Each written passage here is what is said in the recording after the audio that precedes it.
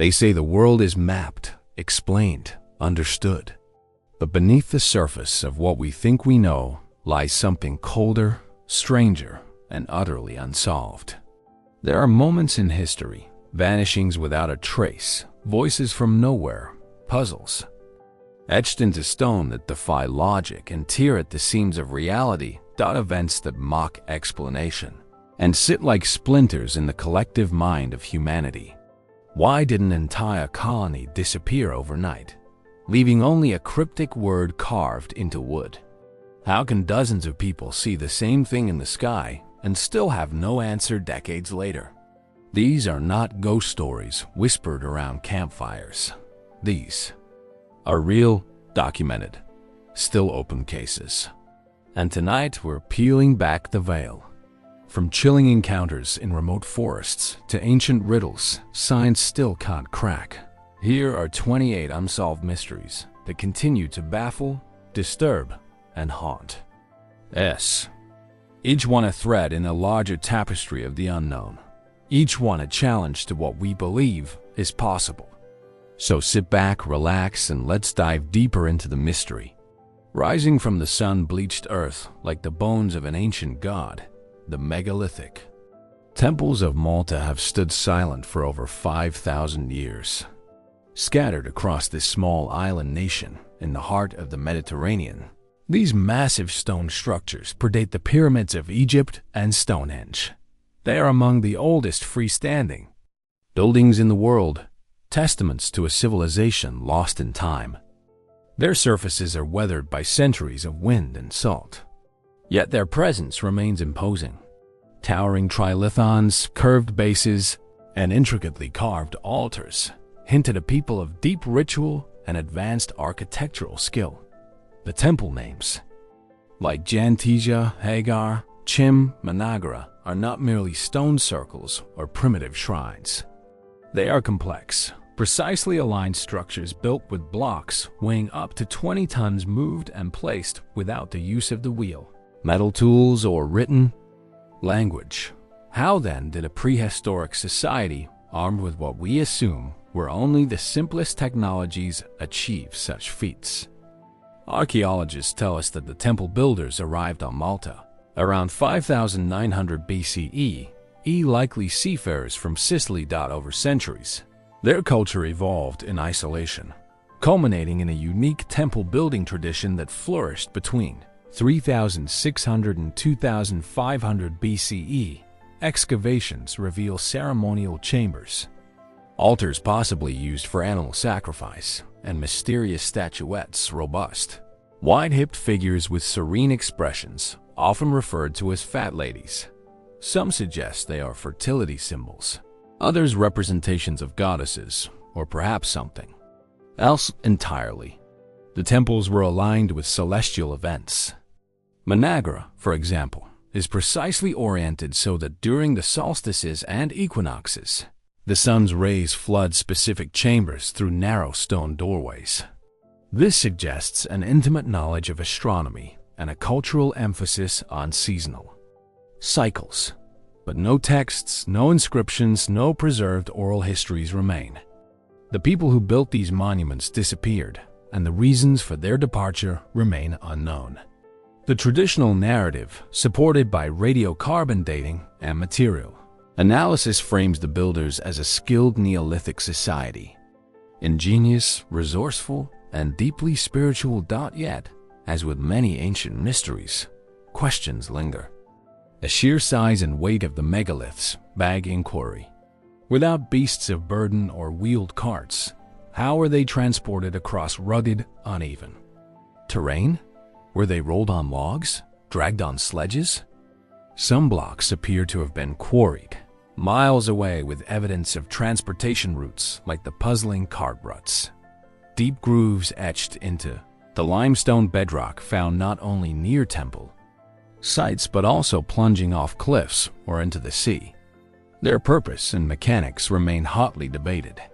Some researchers argue that the ruts are simply prehistoric roads worn down by repeated use. Others suggest more unorthodox theories, tracks left by lost technologies or even a civilization older Then the temples themselves dot. It's here that the mystery deepens. Local folklore speaks of giants, Ganti, who once roamed Malta. The name Gantia itself means place of giants. According to legend, the temples were built by a towering woman named Sansuna, who carried the stones on her head while nursing a child. Folklore, of course, is not evidence, but it does raise the question: why did the ancients associate these places with beings of immense size and strength? Could it be metaphor, a mythic way of expressing awe at the accomplishments of their ancestors? Or does it hint at a cultural memory of something or someone beyond our current understanding? Alternative theories propose that the temples were not just religious centers, but part of a vast system of energy points, nodes on an ancient Earth grid. Some fringe researchers suggest that the shapes of the temples, often resembling the human body when viewed from above, point to symbolic or vibrational purposes. Others speculate that sound played a role, that the curved stone walls and enclosed chambers were designed to amplify certain frequencies. Indeed, acoustic studies have shown that some inner rooms produce powerful resonance at specific tones. Could these have been intentional? Was this knowledge spiritual, scientific, or both? And then there's the absence. The striking lack of skeletons, tools, or definitive signs of daily life around the temples suggests that they were not dwellings, but something more specialized. But if they were ceremonial, where are the graves? The written records, the cultural debris that usually surrounds long-term settlement?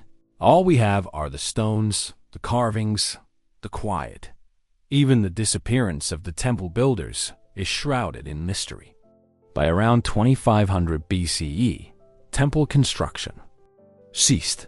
The civilization vanished, replaced centuries later by Bronze Age peoples who made no attempt to continue the architectural tradition. Some suggest climate change, soil exhaustion, or external invasion. Others point to religious collapse or a slow societal decline that erased itself from memory. But we don't know, not truly. What we're left with is a sense of something vast and unfinished. A civilization that rose, created, and then vanished, leaving behind monuments that challenge our understanding of ancient capability. Were they truly the work of forgotten engineers? An echo of human innovation pushed to its limits? Or is there something we've yet to grasp? A piece of the puzzle still buried beneath centuries of stone and silence. In the quiet halls of Managra, where sunlight filters through carved portals, just as it did 5 millennia ago, the air seems to hum with questions. Who were they? What did they know? And what else might lie beneath our feet, waiting to be uncovered? The truth, it seems, is still resting in the stone. As we leave behind the windswept temples of Malta, our journey into the unknown takes us far east to the banks of the Indus River, where dust and silence cling to the remnants of one of the world's earliest civilizations, dot here in the arid plains of modern-day Pakistan and northwest India. The ruins of the Harappan or Indus Valley civilization lie buried beneath time. Baked brick walls, grid-like city streets, ancient granaries, and public baths. At first glance, the Harappans appear advanced, organized, and methodical. They engineered precise drainage systems, standardized weights and measures, and built cities. That suggests a deep understanding of urban planning, all before 1900 BCE. But amid this striking order, a profound mystery remains. Etched into stone seals, carved onto pottery, and inscribed on small tablets, is a script, compact, cryptic, and unbroken by time. Tiny symbols, often no more than 5 to 7 characters long, arranged in rows. Some resemble human figures. Others look like plants, tools, or animals, particularly the recurring image of the so-called unicorn, an unknown beast depicted in profile. Despite being discovered over a century ago, this writing, known as the Harappan or Indus script, has never been deciphered. We can see it, we can catalog it, but we cannot read it. Why? Unlike Egyptian hieroglyphs, which were unlocked through the Rosetta Stone, or Mesopotamian cuneiform, which evolved into a readable phonetic system, the Indus script remains mute. There is no known bilingual text, no parallel language, no key to unlock the code. The Harappans left no long inscriptions, no grand steles, no recorded histories. Most texts are brief, sometimes only a few characters long. Were they names, labels, sacred phrases, economic records? We can only guess. For decades, scholars have debated even the basics. Is it a language at all? Some linguists suggest the script represents a full writing system, possibly a precursor to Dravidian or another early South Asian language. Others argue it may be symbolic, a prototyping used for identification or ritual, not communication. Without longer texts or an understanding of the spoken Harappan language, the trail quickly goes cold. But perhaps the mystery lies not only in what the Harappans wrote, but why they left so little. Their cities show few signs of centralized power. No palaces, no obvious temples, no lavish tombs. Their society appears remarkably egalitarian for the time. Was the script intentionally minimalist? Or did they possess oral tradition so rich and enduring that writing played only a supporting role? And then there's the disappearance. By around 1900 BCE, the great Harappan cities were in decline. Trade networks collapsed. Populations dispersed. Some point to climate change, shifts in monsoon patterns, or the drying of the Saraswati River. Others propose internal unrest or perhaps an epidemic. But again, we are left without direct testimony. The people vanished, and with them the key to their language. Alternative theories have filled the silence. Some suggest the script was encoded to obscure meaning used by a priestly class to guard sacred knowledge. Others go further, proposing links to Sumerian culture or even contact with ancient civilizations long considered myth. A few fringe ideas entertain the possibility of lost technologies or a precursor. Culture whose memory has faded entirely from the archaeological record. And what of the symbols themselves?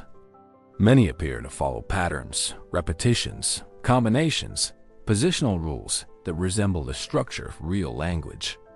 Computational analyses have shown statistical regularities akin to known writing systems, but without a decipherable phonetic base.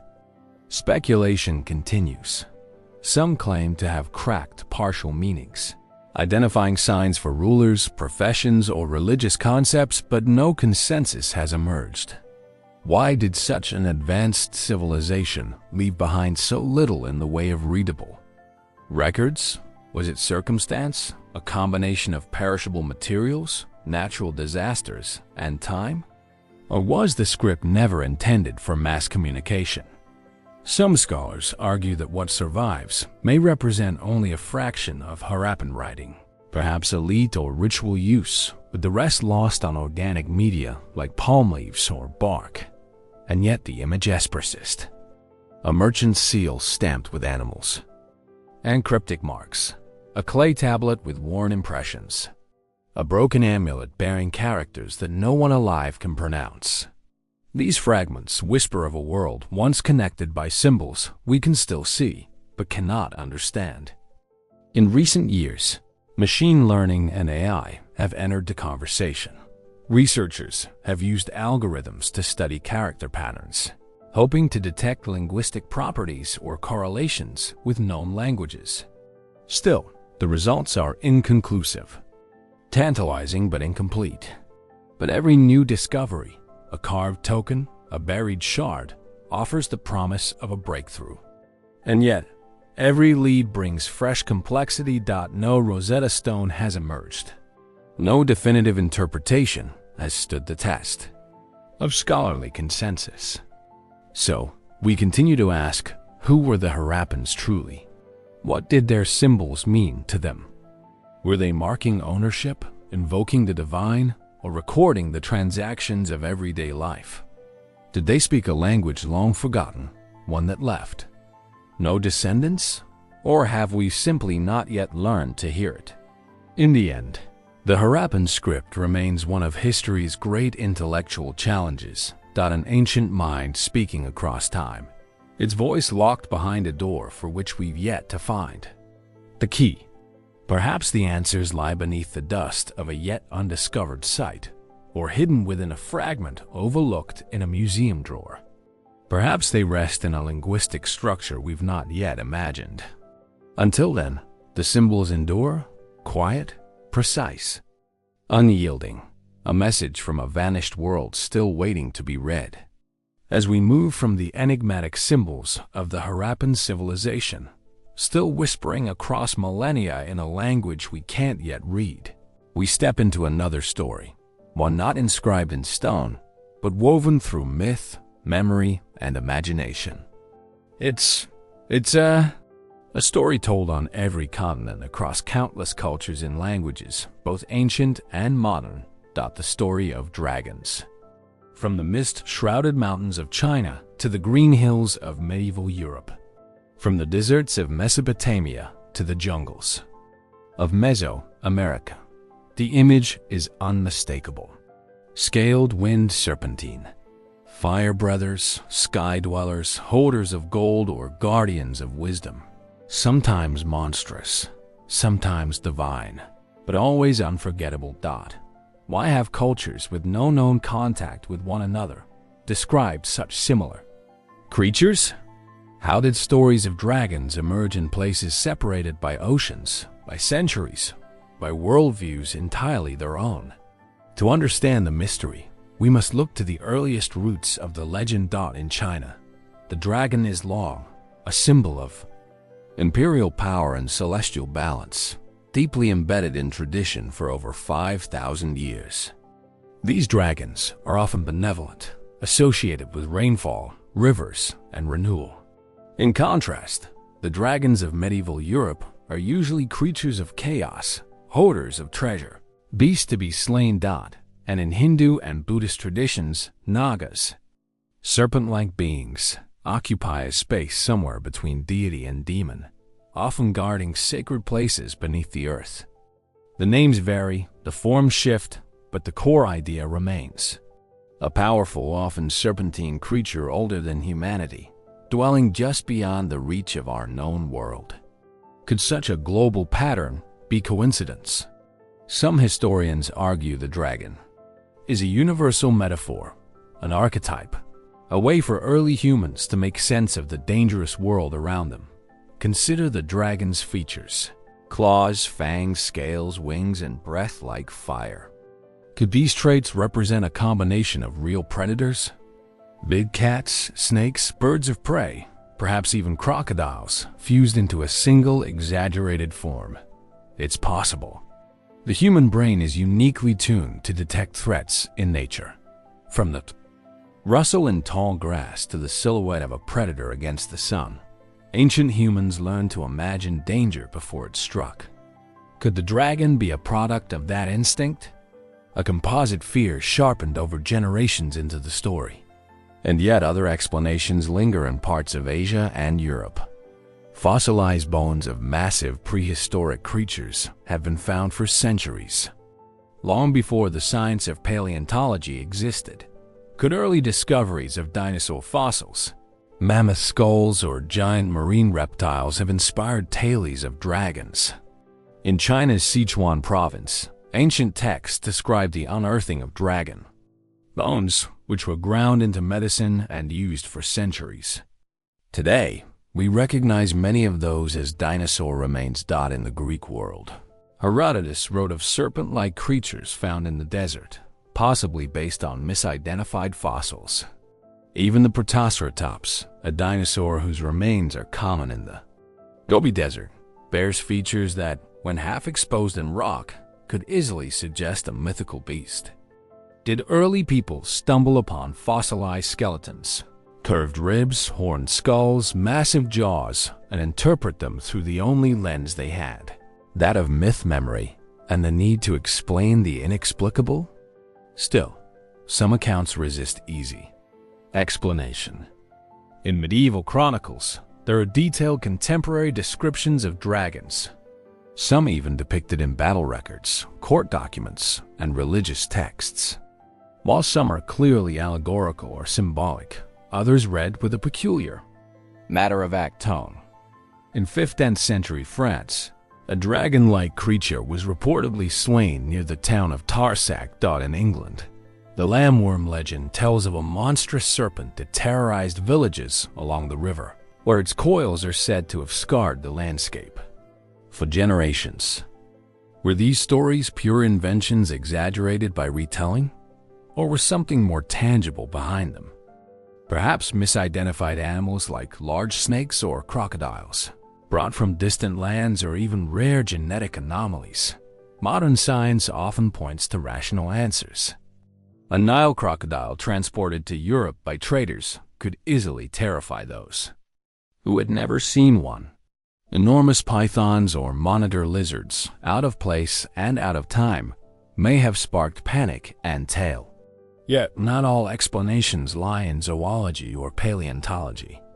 Some scholars and fringe theorists propose that the dragon reflects a deeper layer of human experience, one that touches the symbolic and the psychological.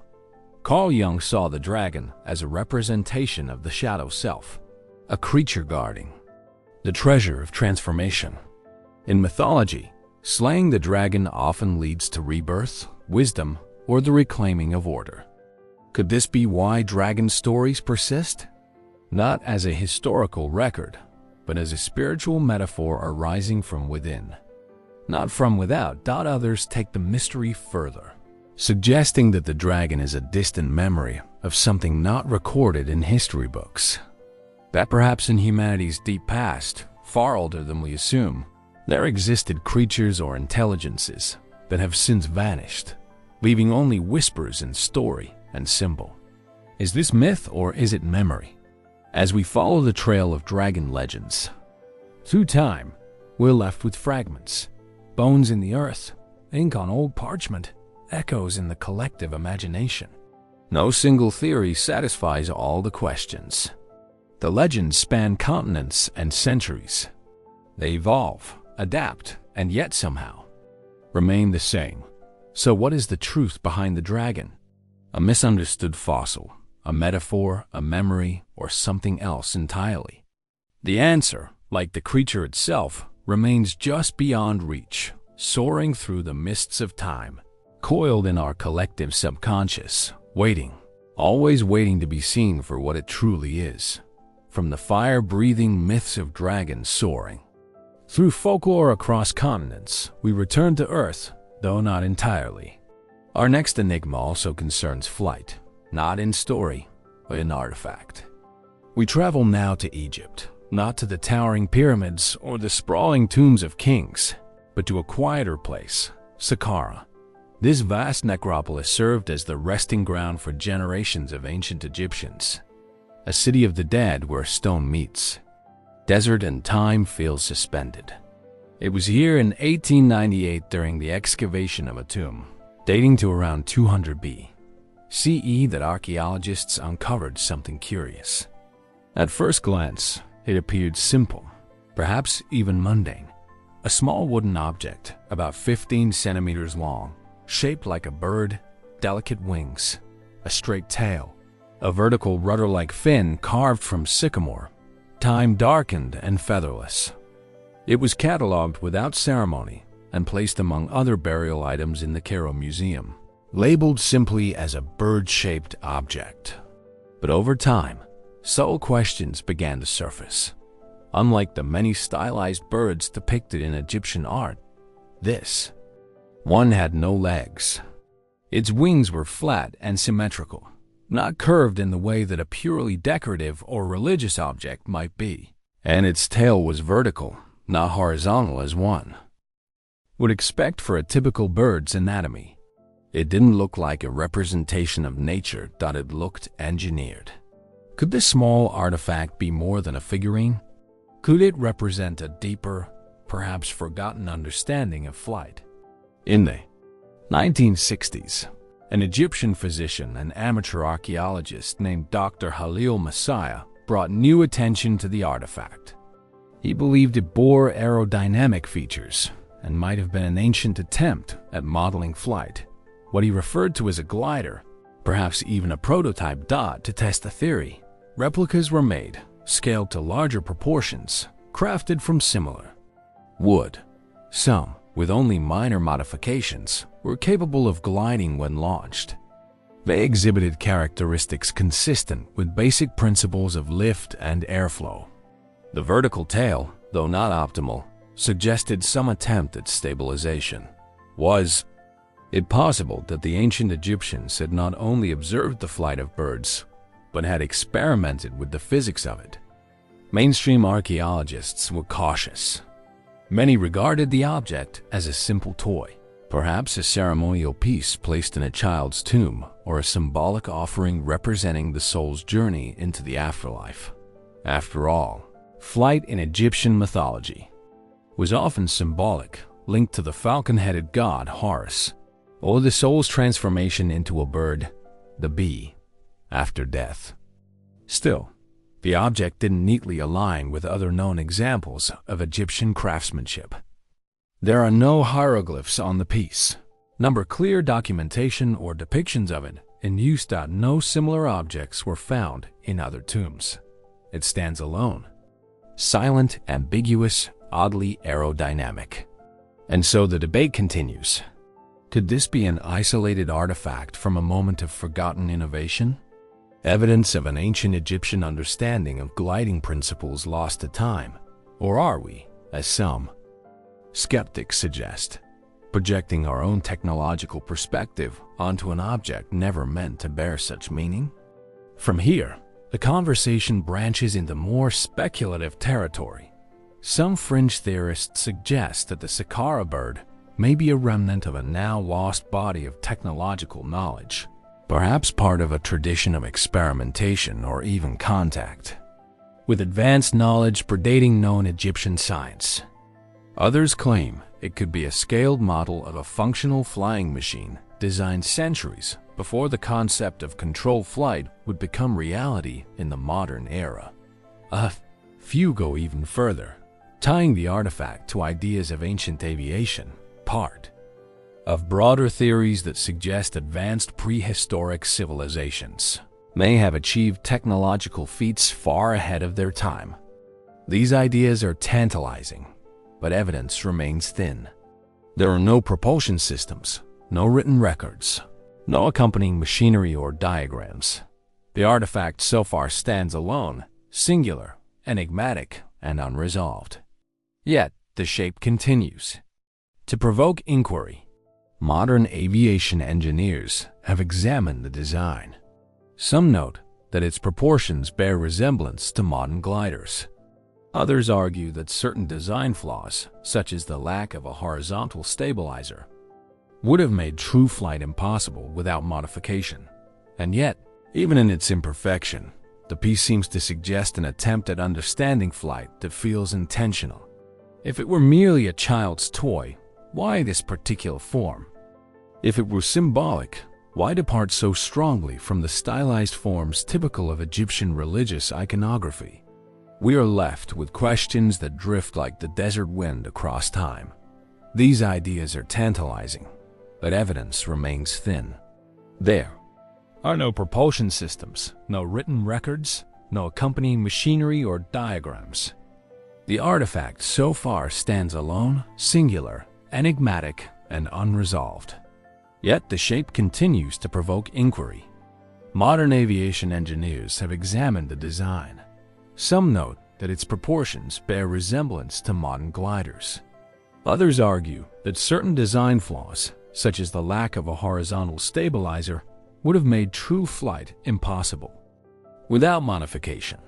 And yet, even in its imperfection, the piece seems to suggest an attempt at understanding flight that feels intentional.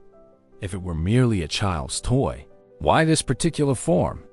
If it were symbolic, why depart so strongly from the stylized forms typical of Egyptian religious iconography? We are left with questions that drift like the desert wind across time.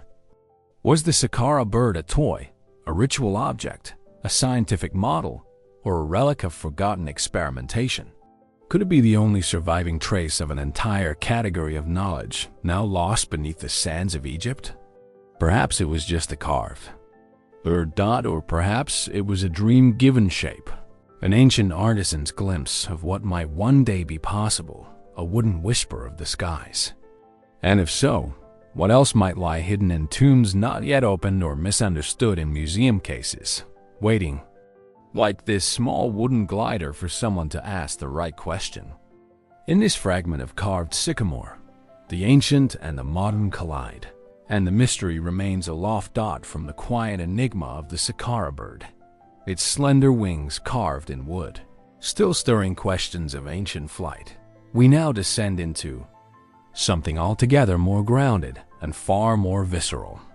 The rolling hills of Iron Age Britain hold secrets that speak not of sky and spirit, but of earth, bone, and conflict. In the damp, loamy soils of this ancient land long before the Romans arrived, tribal societies lived and died by the sword or the blade or the spear. And among the many artifacts unearthed from this time, pottery, weaponry, jewelry, there is one that remains as puzzling as it is unsettling. It is a comb roughly carved, simple, about the size of a palm. But this is no ordinary grooming tool. It was not fashioned from wood, antler, or ivory, as many Iron Age combs were. This one is different because this comb was made from a human skull, discovered in the East Riding of Yorkshire in what was once a wetland area. The object was unearthed in layers of silt and peat, preserved for over 2 millennia. At first glance, it could easily be mistaken for a fragment of antler, but closer examination by bioarchaeologists revealed the unmistakable structure of human cranial bone. The comb had been carefully cut from the curved parietal region of a human skull. Teeth had been notched into one end and a hole drilled into the body, perhaps for hanging or wearing. It is one of only a handful of such objects ever discovered in Britain. Scarce, enigmatic, and haunting. Why would anyone make a comb out of a human skull? Some archaeologists suggest a practical answer. In Iron Age Britain, nothing was wasted. Bone and antler were routinely worked into tools. Could this comb simply be an extension of that utilitarian tradition? A case of using available material, no matter how macabre. But the human skull was not just another piece of bone. Across many ancient cultures, including those in prehistoric Europe, the skull held symbolic weight. It was the seat of identity, thought, power, even the soul. In Iron Age Celtic society, there is evidence that the heads of enemies were collected and displayed, believed to retain spiritual potency even in death. Was the skull comb a personal object, a literary item, or something else entirely? Some theorize it was a token of remembrance, crafted from the remains of a fallen loved one, perhaps worn as a pendant, touched daily as a form of ancestral communion. Others suggest it may have belonged to a warrior, fashioned from the remains of a vanquished enemy, a physical manifestation of triumph meant to intimidate and inspire. Or could it have had ritualistic significance? The wetland where the comb was found was no ordinary site. It may have been a liminal space, neither land nor water, a place often associated with offerings, transformation, and the crossing between worlds. We know that ancient Britain deposited valuable objects into bogs and rivers, swords bent out of shape, shields, cauldrons, even human remains. Perhaps the comb, too, was part of such a rite, a gift to the gods, or a passage offering for the dead. But why make a comb? Specifically, some scholars point to the symbolic associations of combs across time and culture. Combs are often linked with purification, with transition, with preparation for the afterlife. In some cultures, they are talismans, markers of status or sacred function. Was this comb a ritual object used in ceremonies we no longer understand? Or was it intended to be used at all? The teeth are uneven. Some appear deliberately blunted. where analysis suggests it may not have seen much actual use. It may have been symbolic from the start, never a grooming tool, but an object of meaning, memory, or warning. There are echoes of similar practices elsewhere. In other parts of prehistoric Europe, bones of the dead were modified into ornaments, amulets, and tools. In some early Celtic contexts, enemy skulls were displayed on the walls of hill forts, trophies of conquest, grim reminders of dominance. The comb may be part of that larger tradition, a fragment of martial culture now stripped of its context. Still, it feels strangely intimate. Carving a comb takes time, precision, intention. The act is not merely practical, it's expressive, emotional. Whether it was created in reverence or scorn, the comb carries the imprint of a human mind reaching across life and death. Could it be that we're not meant to understand it completely? That its meaning was personal, private, embedded in a worldview we no longer share? Fringe theorists have proposed more esoteric ideas that the comb may have had magical properties, an object infused with the energy of the person whose skull it once was, that it played a role in shamanic ritual or served as a tool in communication with the dead. But such theories, while intriguing, remain speculative.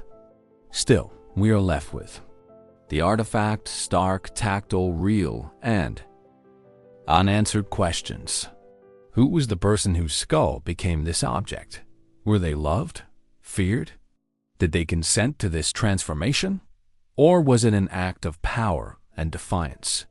And who held the comb? A priest, a warrior, a grieving son or daughter? The answers are lost in the soil of time.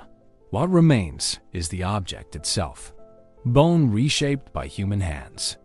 A comb that defies simple classification. Not quite a tool, not quite art, not quite a symbol, or perhaps all three.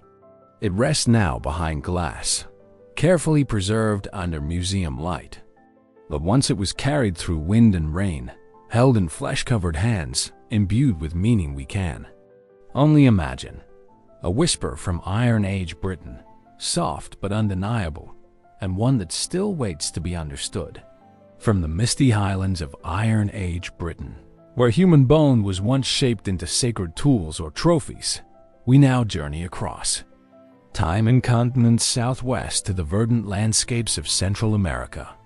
Here, amid the thick rainforests and slow-moving rivers of Costa Rica's delta, another mystery waits in silence. Scattered across the lowlands, half buried in soil or proudly displayed in plazas, lie hundreds of near-perfect stone spheres. Some no larger than a grapefruit, others massive, weighing up to 16 tons and measuring over 2 meters in diameter, smooth, symmetrical, and possibly round. They are known simply as Los Balls. The balls. To see one up close is to encounter something strangely out of place. Surrounded by the organic chaos of the jungle, twisting roots, thick canopies, buzzing insects. The geometric perfection of these stones feels deliberate, unnatural. Yet there they sit, embedded in the land for centuries, possibly longer, enduring time, weather, and conquest. But who made them? How and why? The spheres were first brought to global attention in the 1930s during banana plantation expansions by the United Fruit Company. As workers cleared the dense forest to lay rail lines, they began unearthing the spheres, dozens of them arranged in clusters, lines, even apparent geometric patterns. Some were moved, others were damaged. A few were dynamited in the hopes that gold or treasure lay hidden within. But there was no gold, only granite. Many of the spheres are made from gabbro, a dense igneous rock that does not occur naturally in the immediate area. Others are carved from limestone or sandstone. Archaeologists believe the stones were shaped by the hands of the ancient D culture, which thrived in this region between 700 and 1500 CE, long before European contact. But beyond that general attribution, the details remain elusive. How did a pre-Columbian society without metal tools, without the wheel, without pack animals manage to carve, transport, and position these enormous stone spheres with such extraordinary precision? Some researchers argue that the spheres were painstakingly crafted using hammerstones, controlled heat, and polishing techniques. The shaping process may have involved chipping away rough edges, then smoothing with sand and clay. It would have taken not days or weeks, but months of continuous labor, focused, skilled, and communal. Yet, many of the spheres exhibit an astonishing degree of symmetry, some with an error margin of less than a few millimeters. Without modern measuring equipment, how was such consistency achieved? And then there is the matter of movement. The gabbro used in many of the larger spheres comes from sources up to 50 MOA located in the foothills of the Talamanca Mountains. No evidence of carts, sledges, or drag marks has ever been definitively linked to their transport. Did the Ds roll them, lever them, float them downriver, or was there some unknown system now lost to time? Equally puzzling is their arrangement. Some spheres were discovered in apparent alignments, rows, triangles, arcs. A few suggest astronomical orientations, though conclusive evidence remains scarce. Others were placed near important settlements, mounds, or burial sites. Were they boundary markers, status symbols, celestial calendars, or something more abstract? Expressions of power, cosmology, or spiritual balance? The absence of written records from the Defy culture leaves scholars with little direct insight. And after the Spanish arrived, much of the indigenous knowledge was disrupted or erased. Oral histories are fragmented. Archaeological context was often lost during the early 20th century disturbances. Even now, less than half of the known spheres remain in their original locations. So, we are left with form, but not function. Some suggest that the spheres symbolize perfection, eternity, or divine presence. Others think they may have represented celestial bodies, echoes of the sun, the moon, or distant planets mirrored in stone. In some cases, spheres have been found at the entrances to ancient structures, guardians perhaps, or thresholds between the sacred and the mundane. But the mystery has also drawn more speculative attention. Fringe theories abound. Some propose that the spheres are remnants of an advanced lost civilization, Atlantean, extraterrestrial, or otherwise. Others claim they were created using lost technology, knowledge beyond the known capabilities of pre-Columbian America. There are those who point to the sphere's geometric perfection as evidence of reverse engineering or intervention, yet no inscriptions, no blueprints, no accompanying tools have ever been found. Geologists and archaeologists lean toward more grounded explanations. Human ingenuity, time, and an obsessive attention to craft. Perhaps the spheres were less functional than ceremonial objects of prestige, cultural identity, or religious significance. Perhaps the very act of making them was the purpose itself. Still, the questions persist. Why spheres? Why so many? Why such precision? Why here? Could the answers lie beneath the forest floor where many more may still be buried, protected by roots and earth? Or have we already disturbed the most crucial evidence before we understood what we were looking at? Today, the stone spheres of Costa Rica stand as national symbols, protected UNESCO World Heritage artifacts. They are admired, studied, and even replicated in public art. But they remain, at their core, unresolved, crafted by unknown hands, shaped by unknown tools for unknown reasons. And yet they endure, quiet, unmoving, but not unremarkable. Monuments to something we can no longer see, but still feel. Are they the echoes of a forgotten art form, a lost cosmology, or proof of a capacity for precision far beyond what we've imagined of the ancient world? Perhaps somewhere deep in the jungle, another sphere waits, waiting to be found, waiting to be understood. From the lush jungles of Costa Rica and the haunting perfection of its stone spheres, our path turns east across the wide Pacific Ocean, where scattered chains of islands emerge from azure waters like stepping stones between continents and time. Here in the remote federated states of Micronesia lies one of the most enigmatic archaeological sites in the world. Rising out of a shallow, tidal lagoon perched on a coral reef just off the coast of Pohnpei Island is a city of stone unlike any other. Non-model, a name that means spaces between, referring to the narrow canals that weave between its artificial islets. It is a place of ruins, but not of desolation. Rather, Nan metal feels displaced, a vision half remembered, carved into basalt, and bound to the sea. More than 90 small man-made islands are scattered across roughly 200 acres, each formed from layers of coral and encased with enormous columns of volcanic basalt, some weighing up to 50 tons. The islets are separated by crisscrossing canals, earning Nan Metal the nickname the Venice of the Pacific. But this comparison, while evocative, fails to capture its deeper strangeness because no one is entirely sure why.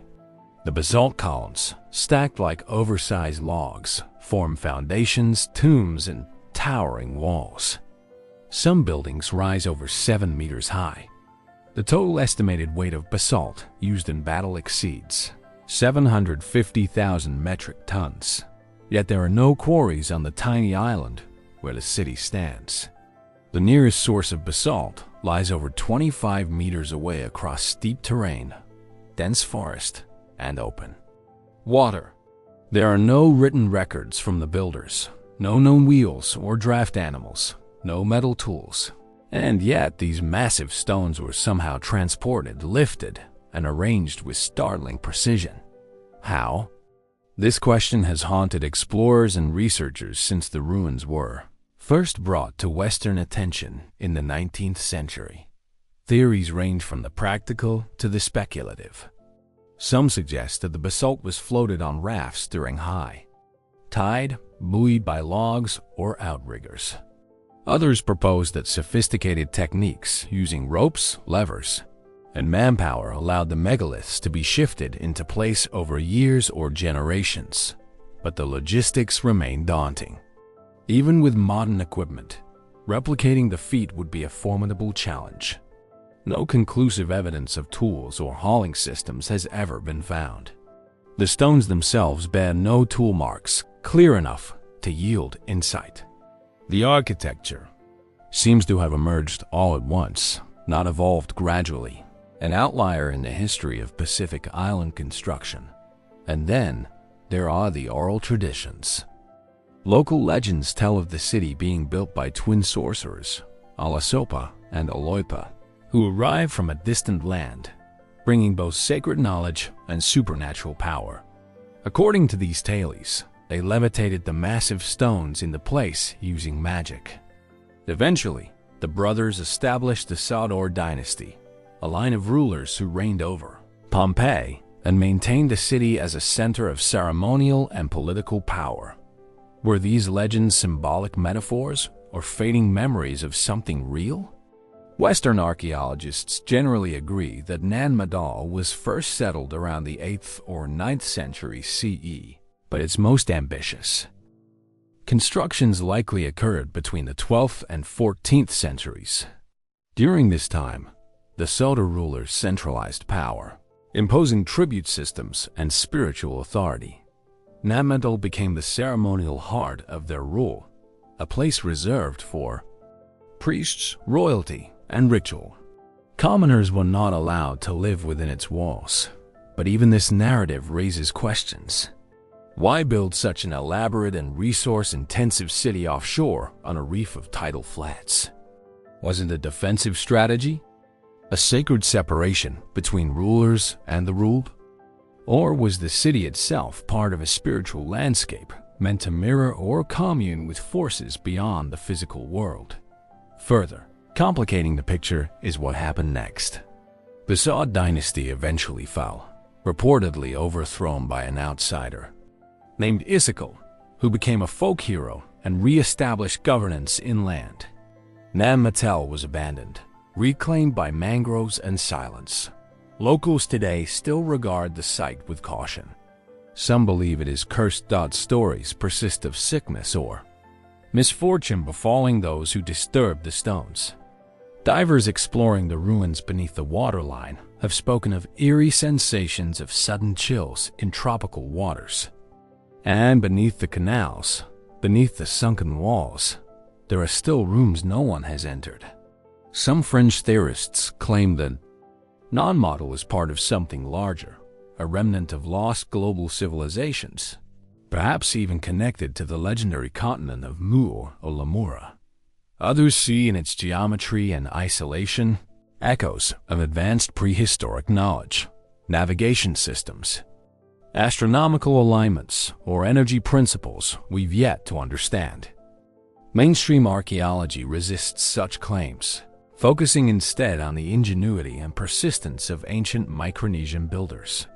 But even they admit many aspects of Nan metal remain unaccounted for. Its scale, its location, its logistics, its sudden rise and enigmatic fall. What kind of society undertakes such a monumental task in the middle of a tidal lagoon? Was the city built slowly over centuries or according to a single vision rapidly realized and equally rapidly abandoned? Was Nan Mal a symbol of centralized power or a conduit for something more spiritual? Was it meant to reflect the heavens or to challenge the sea? To walk among the basalt ruins today is to step into a world that feels half real. The silence is profound. The stones seem to hum with age.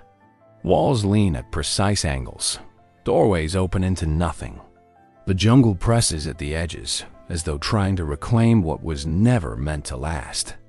And yet the city remains, neither wholly alive nor fully dead. A ghost of an idea, a place born of intention, labor, and mystery. What truths lie beneath its waters, beneath its stones? And how many more questions will rise before even one is answered? From the basalt canals of non-model, where stone and sea intertwine in defiance of time, we shift our focus not to a monument of stone, but to a document, a piece of parchment. Delicate yet enduring, faded ink, elegant curves of Ottoman script, and a coastline. Strangely familiar, it is 1513. The age of exploration is in full swing. European empires are carving new lines across the globe, propelled by sails, steel, and ambition. Maps are more than tools. They are instruments of power, symbols of reach, expressions of the known and the unknown. And then in the archives of the Topkapi Palace in Istanbul emerges a map, a fragment really. Only 1/3 of the original is said to survive. But what remains is enough to stir wonder and questions that echo through centuries. It is known today as the Piri Reis map, drawn by Ottoman admiral and choreographer Piri Reis. The map depicts the western coast of Africa, the eastern coastline of South America, and most curiously, the northernmost edge of Antarctica. But there is a problem. Antarctica was not officially discovered until 1820, more than 300 years later. Even more puzzling, the portion of coastline attributed to Queen Ma Land appears to show the subglacial contours of the continent as it would look without its massive ice sheet. Modern scientists have only mapped this accurately in the last century using ground-penetrating radar and satellite imaging. How could a 16th century admiral have drawn something so precise? Centuries ahead of its time? Piri Reis himself provides part of the answer, or at least a starting point. In marginal notes scrolled along the map's edges, he claims to have used a variety of earlier source maps, some from Greek and Roman times, others said to date back even further. Maps were drawn in the time of Alexander the Great, passed down and copied by unknown hands. Could these ancient sources have preserved knowledge from a lost chapter of human history? Mainstream historians urge caution. Some suggest that the landmass identified as Antarctica might actually be a misinterpretation, a distorted representation of South America's southern coast, or perhaps a blending of myth and geography not uncommon in primal geography. But then there's the precision. Studies of the Peary race map have found startling alignment between its Antarctic coastline and modern geophysical maps. Specifically, as Antarctica would have appeared roughly 6,000 years ago before the continent was locked in ice.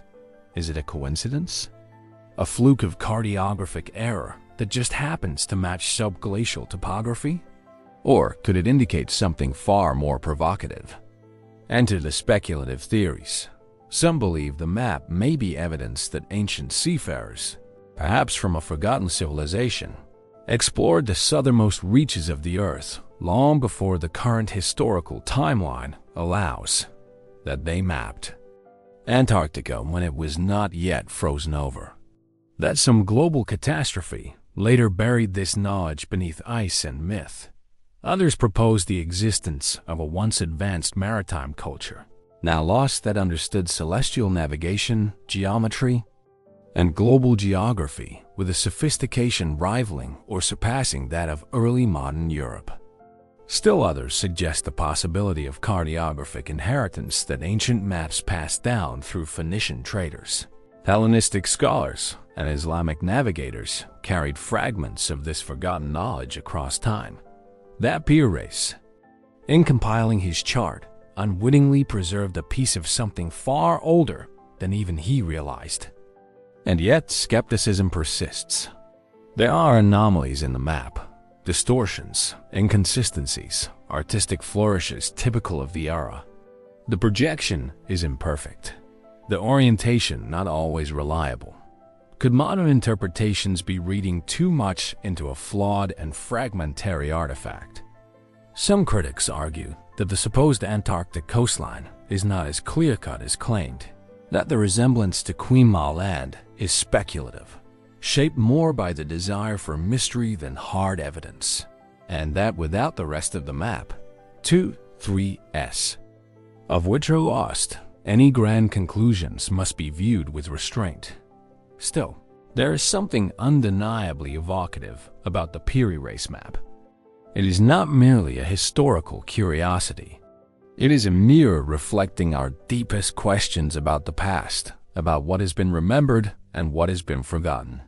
It invites us to consider how knowledge moves, not in straight lines, but in arcs, fragments, and echoes. Could ancient peoples have glimpsed corners of the world we assume were close to them? Mighty traces of their journeys survive in odd, overlooked places, etched on stone, whispered in legend, sketched in ink on aged vellum. And if so, what else might be waiting in locked archives, dusty libraries, or private collections, misfiled, mislabeled, misunderstood? As we follow the thin inked lines of Peary RC's mysterious map across oceans, over continents, along coastlines that may or may not be what they seem, we are reminded that the boundaries of knowledge are not fixed. They shift like tides, like ice, like memory. And perhaps, just perhaps, beneath centuries of snow and secrecy, another coastline waits to be revealed. As the inked coastlines of Peary race's ancient map fade into shadow, we move northward toward Europe and into a very different kind of mystery. One not drawn on parchment, but carved in stone. A mystery not lost beneath glaciers or hidden in distant ruins, but buried beneath one of the most iconic monuments in the Western world. Paris, a city of light, history, and centuries of secrets. At its heart stands the famed Cathedral Notre Dame. Derry, a towering masterpiece of Gothic architecture, its twin bell towers rising above the Seine like watchful sentinels. The stones are worn by time, by fire, by prayers whispered across generations. Tourists come for the stained glass, for the flying buttresses, for the legends of Quasimodo, but few realize what lies below. Beneath the cathedral's foundations, in a quiet underworld seldom seen, lies something older, quieter, forgotten. Tombs, The subterranean layers beneath Notre Dame are a palimpsest of history. Each stratum whispers the presence of those who came before, as far back as the Roman era. This small island, the Illicete, was a place of worship. Beneath the cathedral's nave and altar, archaeologists have discovered the remains of Gallo-Roman structures, including what may have been a pagan temple. Some believe it was dedicated to Jupiter, or possibly to a local river deity long since absorbed into Christian tradition. But it's not just shrines and walls that linger in the dark. In 1711, during routine repairs to the cathedral floor, workers accidentally broke through a section of pavement and uncovered something unexpected. A network of burial chambers, crypts, and estuaries. Among the remains were ornate sarcophagi, disordered piles of human bones, and skeletal fragments, some intact, others interred hastily, as if in a time of panic. Who were they?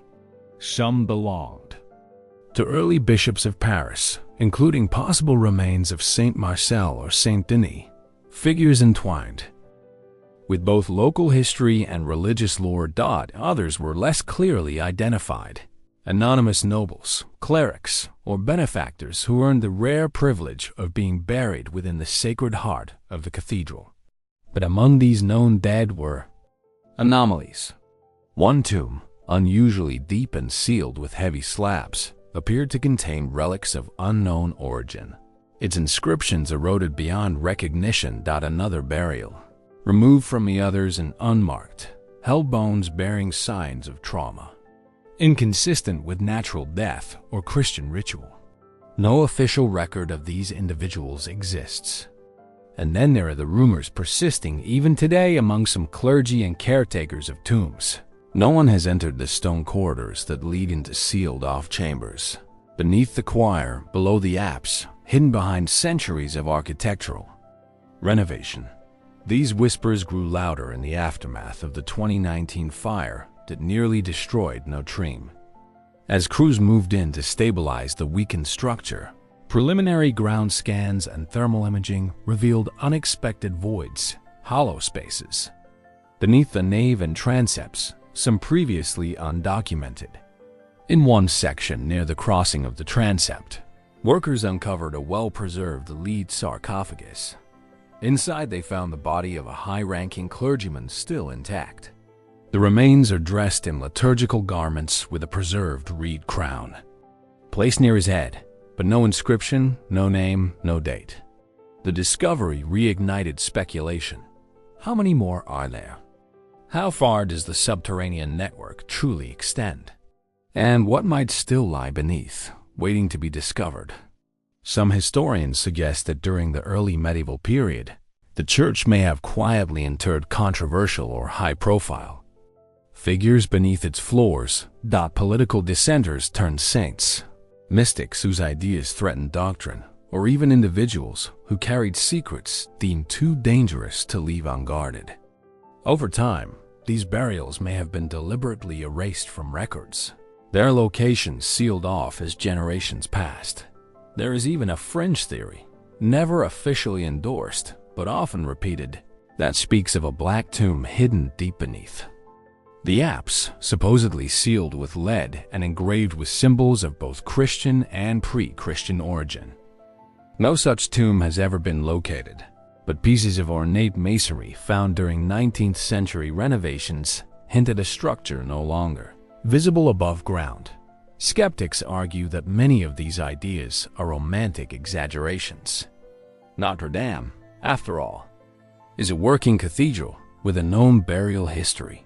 There is no shortage of ordinary documented graves beneath its floor, and the human remains found are likely those of bishops, monks, or affluent patrons, not enigmatic strangers. Still, irregularities persist.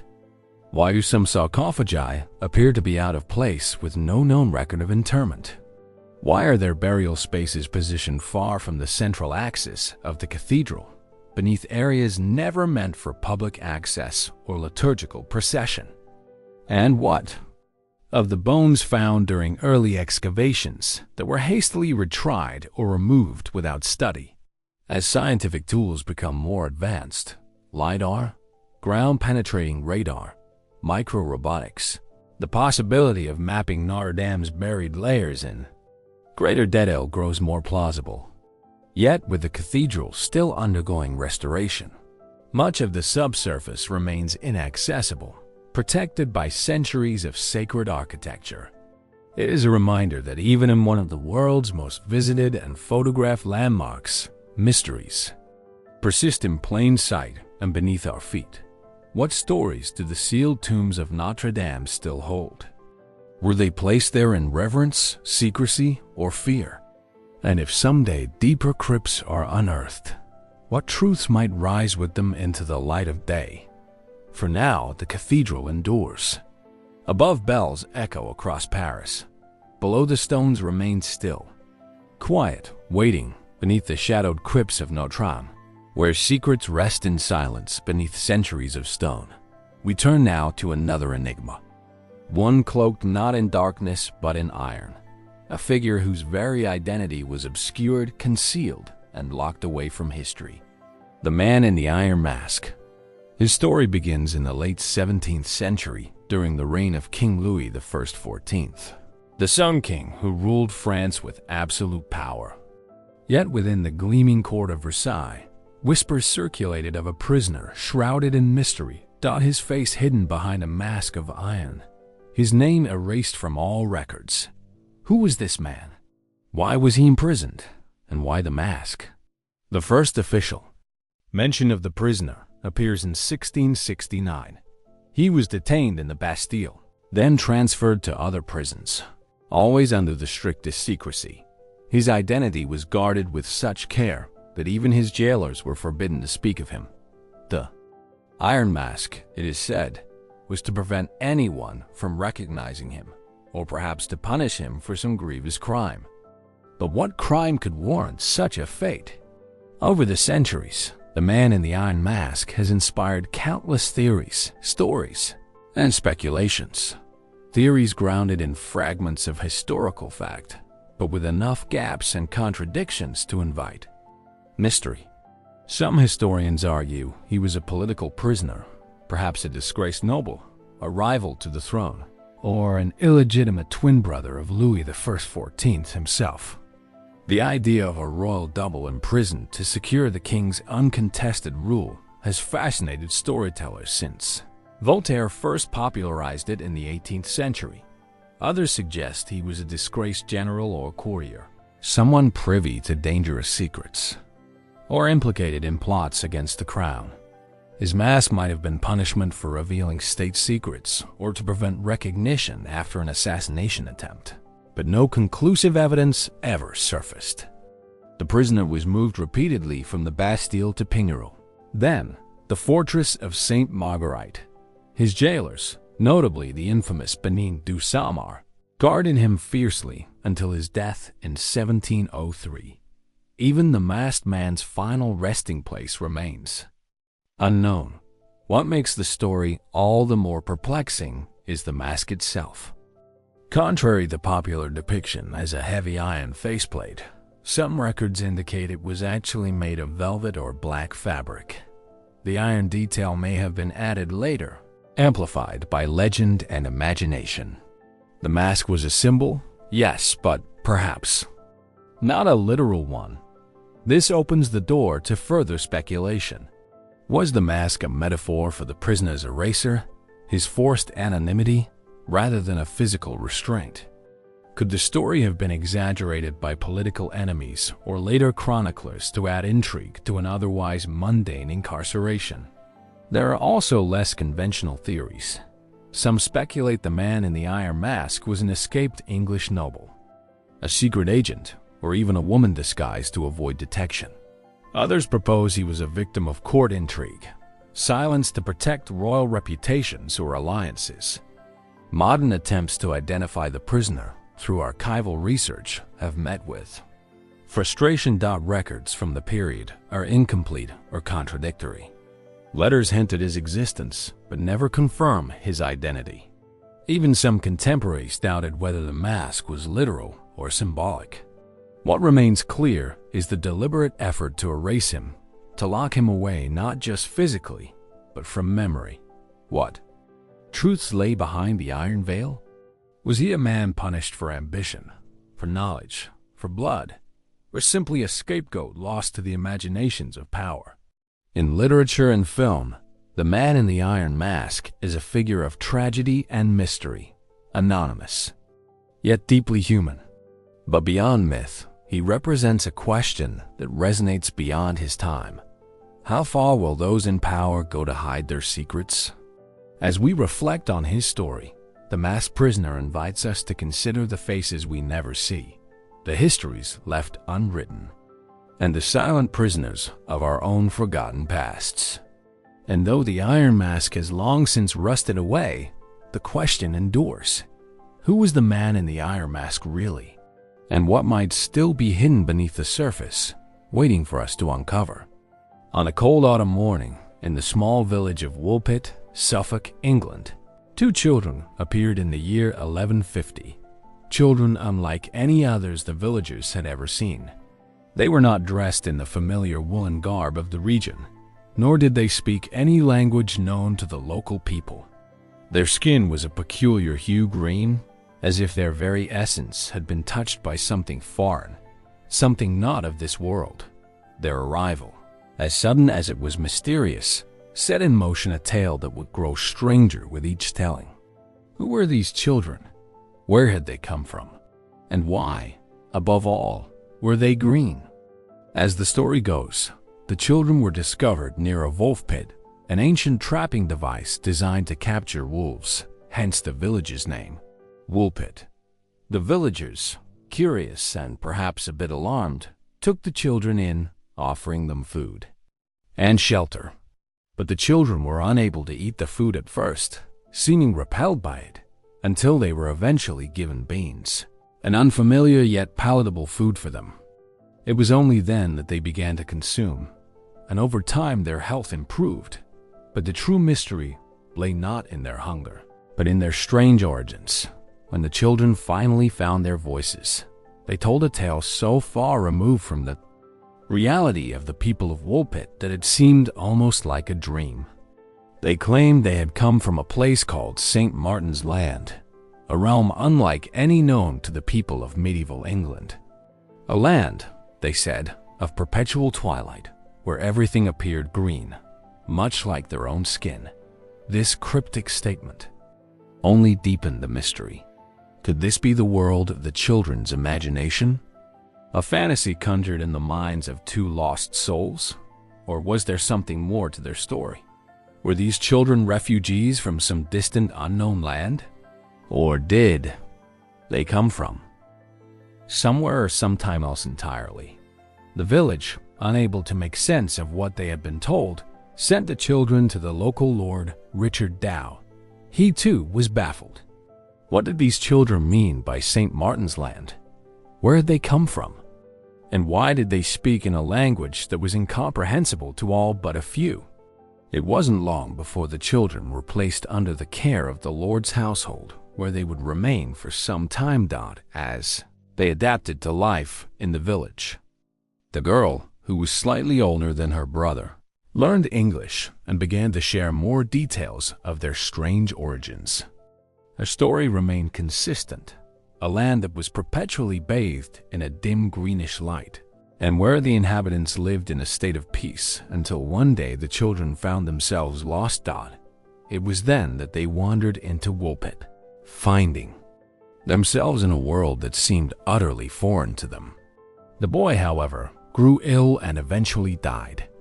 His death, coupled with the absence of any clear explanation for their arrival, left many to wonder whether the children's story had any basis in reality, or whether it was simply the fantasy of two orphaned, displaced souls seeking a way to explain their hardship.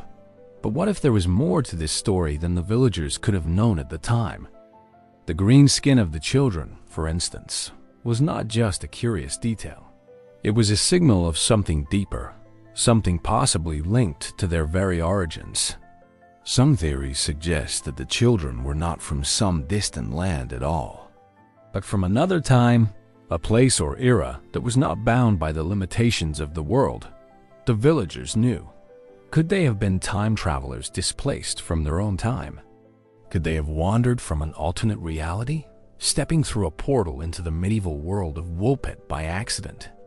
After all, the girls' account of their home, the land of eternal twilight, where everything was green, bears an uncanny resemblance to descriptions of temporal or dimensional rifts, where the laws of time and space bend in ways that defy logic. Another theory proposes that the children were victims of some strange illness or malnutrition which could have caused their green skin, a rare condition called chlorosis, also known as green sickness, is known to cause a pale greenish tint to the skin, often a result of severe anemia. Could this have been the explanation for the children's strange appearance? And if so, how could they have arrived in Woolpit with such a tale of another world, if not through some form of trauma or delusion? Then there are those who point to the possibility of the children's green skin being the result of a diet unfamiliar to them. Perhaps the strange beings they first ate upon arriving in Woolpit. Could these beings have caused a reaction, staining their skin with a greenish hue? It is of course possible that the children, deprived of their native food and environment, suffered from a physiological reaction that altered their appearance in ways that were not fully understood by the people of medieval England. But these explanations only scratch the surface of the mystery. What of the children's language, a dialect no one could understand? How did they know of a land, St. Martin's Land, that seemed to exist outside the known world? And why, after adapting to life in Woolpit, did the girl's story remain so consistent? Was she simply retelling a fabricated tale? Or was there some deeper truth beneath her words? The fact that the girl survived and eventually integrated into the village, marrying and having children of her own, only adds another layer of intrigue. Did she simply become a part of the community, accepting her fate in a world so different from the one she had known? Or did she perhaps continue to carry with her the secrets of the strange land from which she had come?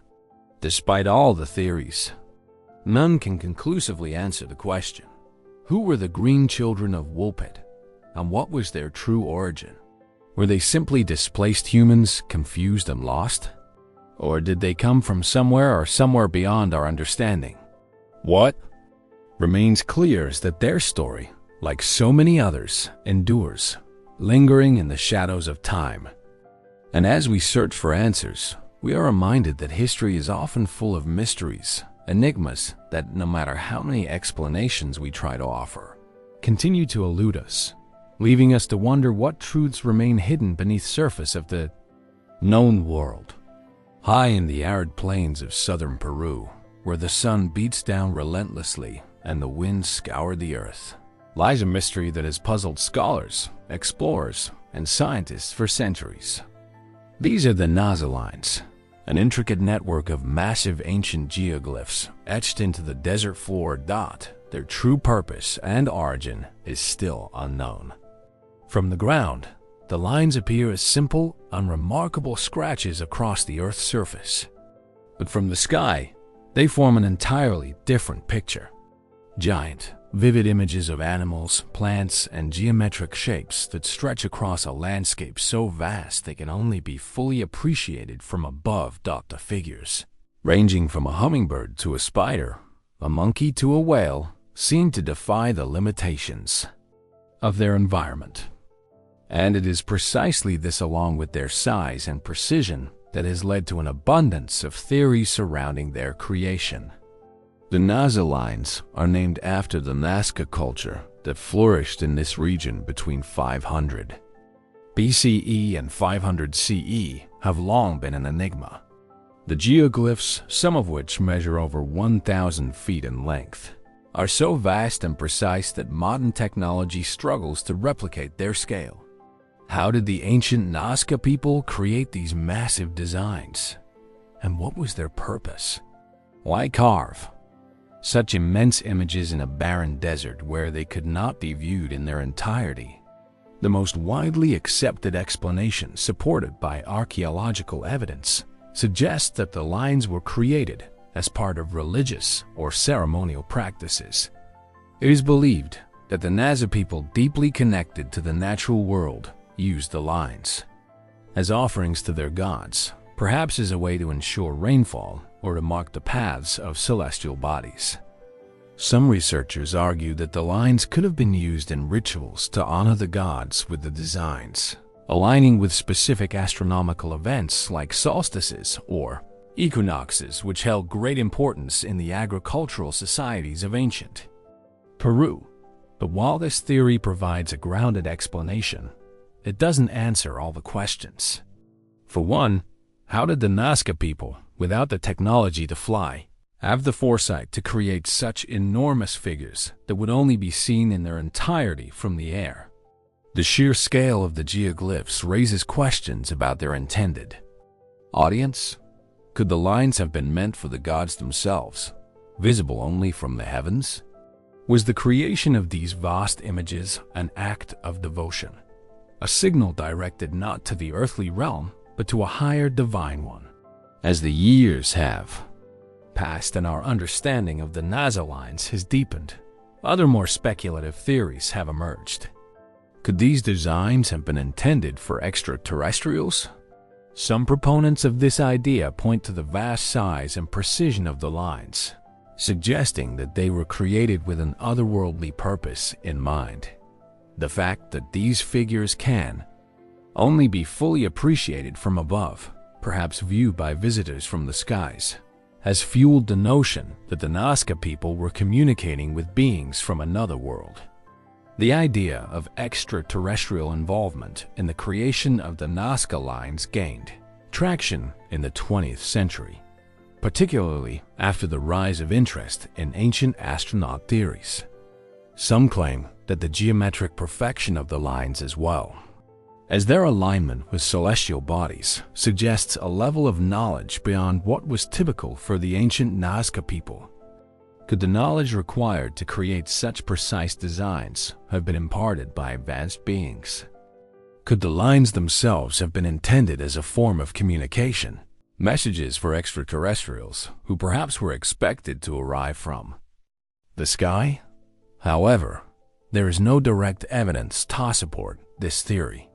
No ancient texts, artifacts, or records explicitly indicate extraterrestrial involvement. Moreover, the notion that ancient peoples could have been in contact with alien civilizations often raises skepticism among the scientific community. While intriguing, the theory remains speculative, and many scholars argue that the human capacity for ingenuity and symbolism was more than enough to explain the creation of these awe-inspiring geoglyphs. A different line of thought proposes that the Nazca lines might have been some form of celestial map, a way for the Nazca people to track the movements of the stars and planets. The figures, many of which are aligned with the positions of constellations, could have served as a way to navigate the heavens, marking out paths for the gods or the stars themselves. The Nasa, after all, were a culture deeply engaged with the cosmos, and the lines may have served a dual purpose, both a way to communicate with the divine and a tool for understanding the stars. Then there are the more unconventional theories. Some have suggested that the lines were created as a form of ritual or sacrifice, a way of marking a spiritual journey or a pilgrimage, with each figure representing a specific point in an individual's life or a stage in the initiation into a sacred mystery. These interpretations, though far from mainstream, they point to the possibility that the Nazca lines were not just symbols or decorations, but integral elements of the Nazca worldview, perhaps intertwined with their understanding of death, the afterlife, and the spirit world. There is also the question of the techniques used to create the lines in the first place. How did the somewhere or sometime else entirely? The village, unable to make sense of what they had been told, sent the children to the local lord, Richard Dow. He too was baffled. What did these children mean by St. Martin's Land? Where had they come from? And why did they speak in a language that was incomprehensible to all but a few? It wasn't long before the children were placed under the care of the Lord's household, where they would remain for some time. As they adapted to life in the village, the girl, who was slightly older than her brother, learned English and began to share more details of their strange origins. Their story remained consistent: a land that was perpetually bathed in a dim greenish light, and where the inhabitants lived in a state of peace until one day the children found themselves lost. It was then that they wandered into Woolpit, finding themselves in a world that seemed utterly foreign to them. The boy, however, grew ill and eventually died. His death, coupled with the absence of any clear explanation for their arrival, left many to wonder whether the children's story had any basis in reality, or whether it was simply the fantasy of two orphaned, displaced souls seeking a way to explain their hardship. But what if there was more to this story than the villagers could have known at the time? The green skin of the children, for instance, was not just a curious detail. It was a signal of something deeper, something possibly linked to their very origins. Some theories suggest that the children were not from some distant land at all, but from another time, a place or era that was not bound by the limitations of the world the villagers knew. Could they have been time travelers displaced from their own time? Could they have wandered from an alternate reality, stepping through a portal into the medieval world of Woolpit by accident? After all, the girls' account of their home, the land of eternal twilight, where everything was green, bears an uncanny resemblance to descriptions of temporal or dimensional rifts, where the laws of time and space bend in ways that defy logic. Another theory proposes that the children were victims of some strange illness or malnutrition which could have caused their green skin, a rare condition called chlorosis, also known as green sickness, is known to cause a pale greenish tint to the skin, often a result of severe anemia. Could this have been the explanation for the children's strange appearance? And if so, how could they have arrived in Woolpit with such a tale of another world, if not through some form of trauma or delusion? Then there are those who point to the possibility of the children's green skin being the result of a diet unfamiliar to them. Perhaps the strange beings they first ate upon arriving in Woolpit. Could these beings have caused a reaction, staining their skin with a greenish hue? It is of course possible that the children, deprived of their native food and environment, suffered from a physiological reaction that altered their appearance in ways that were not fully understood by the people of medieval England. But these explanations only scratch the surface of the mystery. What of the children's language, a dialect no one could understand? How did they know of a land, St. Martin's Land, that seemed to exist outside the known world? And why, after adapting to life in Woolpit, did the girl's story remain so consistent? Was she simply retelling a fabricated tale? Or was there some deeper truth beneath her words? The fact that the girl survived and eventually integrated into the village, marrying and having children of her own, only adds another layer of intrigue. Did she simply become a part of the community, accepting her fate in a world so different from the one she had known? Or did she perhaps continue to carry with her the secrets of the strange land from which she had come? Despite all the theories, none can conclusively answer the question: who were the green children of Woolpit, and what was their true origin? Were they simply displaced humans, confused and lost? Or did they come from somewhere beyond our understanding? What remains clear is that their story, like so many others, endures, lingering in the shadows of time. And as we search for answers, we are reminded that history is often full of mysteries, enigmas that, no matter how many explanations we try to offer, continue to elude us, leaving us to wonder what truths remain hidden beneath the surface of the known world. High in the arid plains of southern Peru, where the sun beats down relentlessly and the winds scour the earth, lies a mystery that has puzzled scholars, explorers, and scientists for centuries. These are the Nazca lines, an intricate network of massive ancient geoglyphs etched into the desert floor. Their true purpose and origin is still unknown. From the ground, the lines appear as simple, unremarkable scratches across the Earth's surface. But from the sky, they form an entirely different picture. Giant, vivid images of animals, plants, and geometric shapes that stretch across a landscape so vast they can only be fully appreciated from above. The figures, ranging from a hummingbird to a spider, a monkey to a whale, seem to defy the limitations of their environment. And it is precisely this, along with their size and precision, that has led to an abundance of theories surrounding their creation. The Nazca lines are named after the Nazca culture that flourished in this region between 500 BCE and 500 CE have long been an enigma. The geoglyphs, some of which measure over 1,000 feet in length, are so vast and precise that modern technology struggles to replicate their scale. How did the ancient Nazca people create these massive designs? And what was their purpose? Why carve such immense images in a barren desert where they could not be viewed in their entirety? The most widely accepted explanation, supported by archaeological evidence, suggests that the lines were created as part of religious or ceremonial practices. It is believed that the Nazca people, deeply connected to the natural world, used the lines as offerings to their gods, perhaps as a way to ensure rainfall or to mark the paths of celestial bodies. Some researchers argue that the lines could have been used in rituals to honor the gods with the designs, aligning with specific astronomical events like solstices or equinoxes, which held great importance in the agricultural societies of ancient Peru.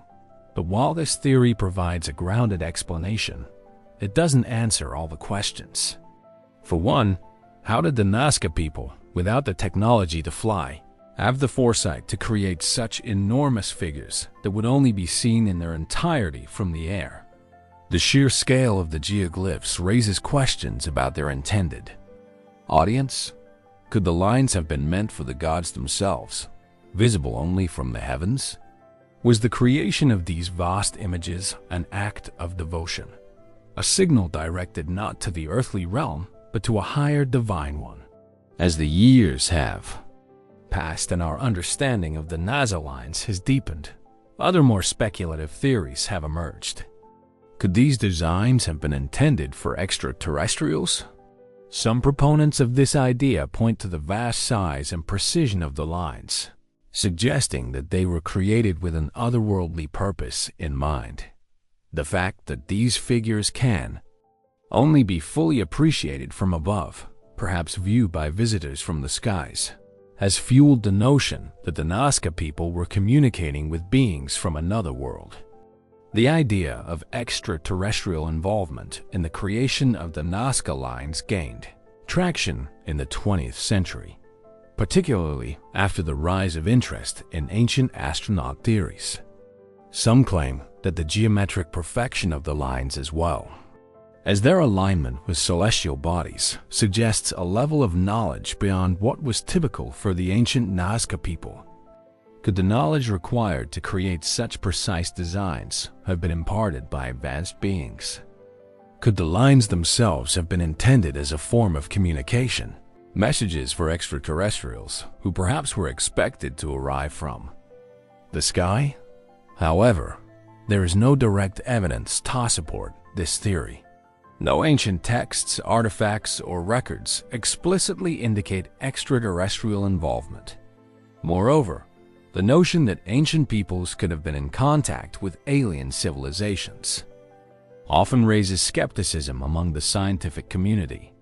While intriguing, the theory remains speculative, and many scholars argue that the human capacity for ingenuity and symbolism was more than enough to explain the creation of these awe-inspiring geoglyphs. A different line of thought proposes that the Nazca lines might have been some form of celestial map, a way for the Nazca people to track the movements of the stars and planets. The figures, many of which are aligned with the positions of constellations, could have served as a way to navigate the heavens, marking out paths for the gods or the stars themselves. The Nasa, after all, were a culture deeply engaged with the cosmos, and the lines may have served a dual purpose, both a way to communicate with the divine and a tool for understanding the stars. Then there are the more unconventional theories. Some have suggested that the lines were created as a form of ritual or sacrifice, a way of marking a spiritual journey or a pilgrimage, with each figure representing a specific point in an individual's life or a stage in the initiation into a sacred mystery. These interpretations, though far from mainstream, they point to the possibility that the Nazca lines were not just symbols or decorations, but integral elements of the Nazca worldview, perhaps intertwined with their understanding of death, the afterlife, and the spirit world. There is also the question of the techniques used to create the lines in the first place. How did the reported seeing the strange tracks appearing overnight, leading them to believe they had somehow been created in a single, uninterrupted path.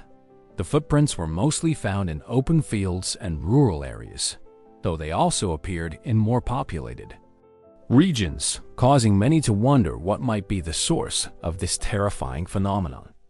Some of the earliest reports describe the tracks as being perfectly formed, as though created by a precise, deliberate force. The impression left in the snow was often described as being unusually deep, seemingly too deep for an ordinary creature to leave, and yet they did not appear to have been created by human hands. The creature responsible, it was suggested, was large and powerful, perhaps capable of creating deep impressions with its very step. But what could have made such strange footprints? Local authorities, along with curious citizens, quickly investigated, attempting to understand the cause. Some suggested that the tracks might have been created by an animal, possibly a large bird or even a wild boar. Others speculated that they might have been made by a more supernatural being, perhaps the devil himself. The idea that the devil's footprints were the work of a demonic presence gained traction when it was discovered that the footprints seemed to appear in places where no creature could possibly have traveled. There were reports of the tracks appearing to cross over roofs, or appearing on top of walls that had no logical explanation for how they could have been reached. This strange and unsettling detail led many to believe that the tracks were the result of something supernatural, as though the devil had taken to walking across the earth, leaving his mark on the world in a way that defied understanding. The initial reaction was one of fear, and the townspeople were gripped by a sense of dread. The idea of the devil himself walking through the countryside left many wondering if the strange phenomenon was a sign of something dark, something malevolent. Local clergy were called to investigate, offering prayers and blessings over the footprints, but even their efforts did little to quell the rising sense of unease. Yet, as the days passed, more and more theories emerged to explain the devil's footprints, though none could account for the full scope of the mystery. One of the more grounded theories suggested that the tracks were the work of a common animal, perhaps a badger or a rabbit, whose movements had been distorted by the snow. Others proposed that the tracks were a hoax created by someone trying to stir up fear or create a spectacle. Could it have been a prank gone too far, with someone intentionally carving strange cloven tracks into the snow? Some of the tracks, after all, appeared to be much too perfect and too uniformly spaced to have been created by a random animal. But there were also theories that leaned towards something more mystical. Some speculated that the footprints might have been the result of a form of mass hysteria or collective delusion. Could the strange appearance of the footprints be a psychological phenomenon, one that took hold of the collective imagination and spread fear among the townspeople?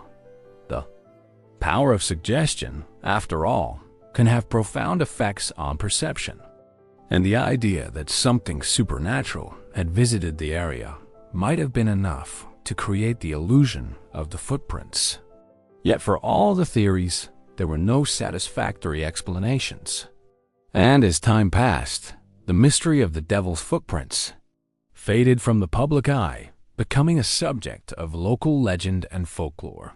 Still, the question remains, what could have caused these strange, otherworldly prints? And why did they appear so suddenly with no trace of their origin?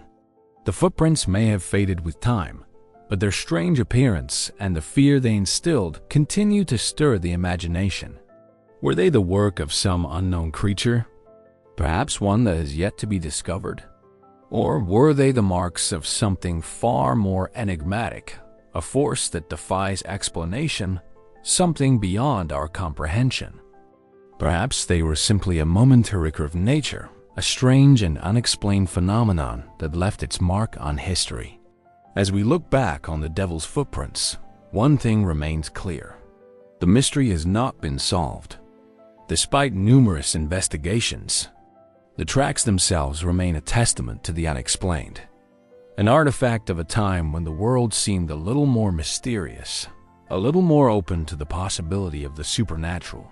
Whether a natural occurrence, a hoax, or something else entirely, the devil's footprints of 1855 remain an unsettling reminder that there are still stories, mysteries, and questions that lead us nowhere except into the unknown.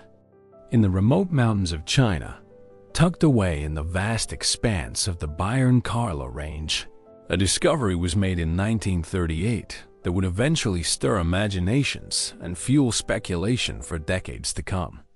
During an archaeological expedition, a group of researchers stumbled upon a collection of strange circular stones, unlike any artifacts they had encountered before.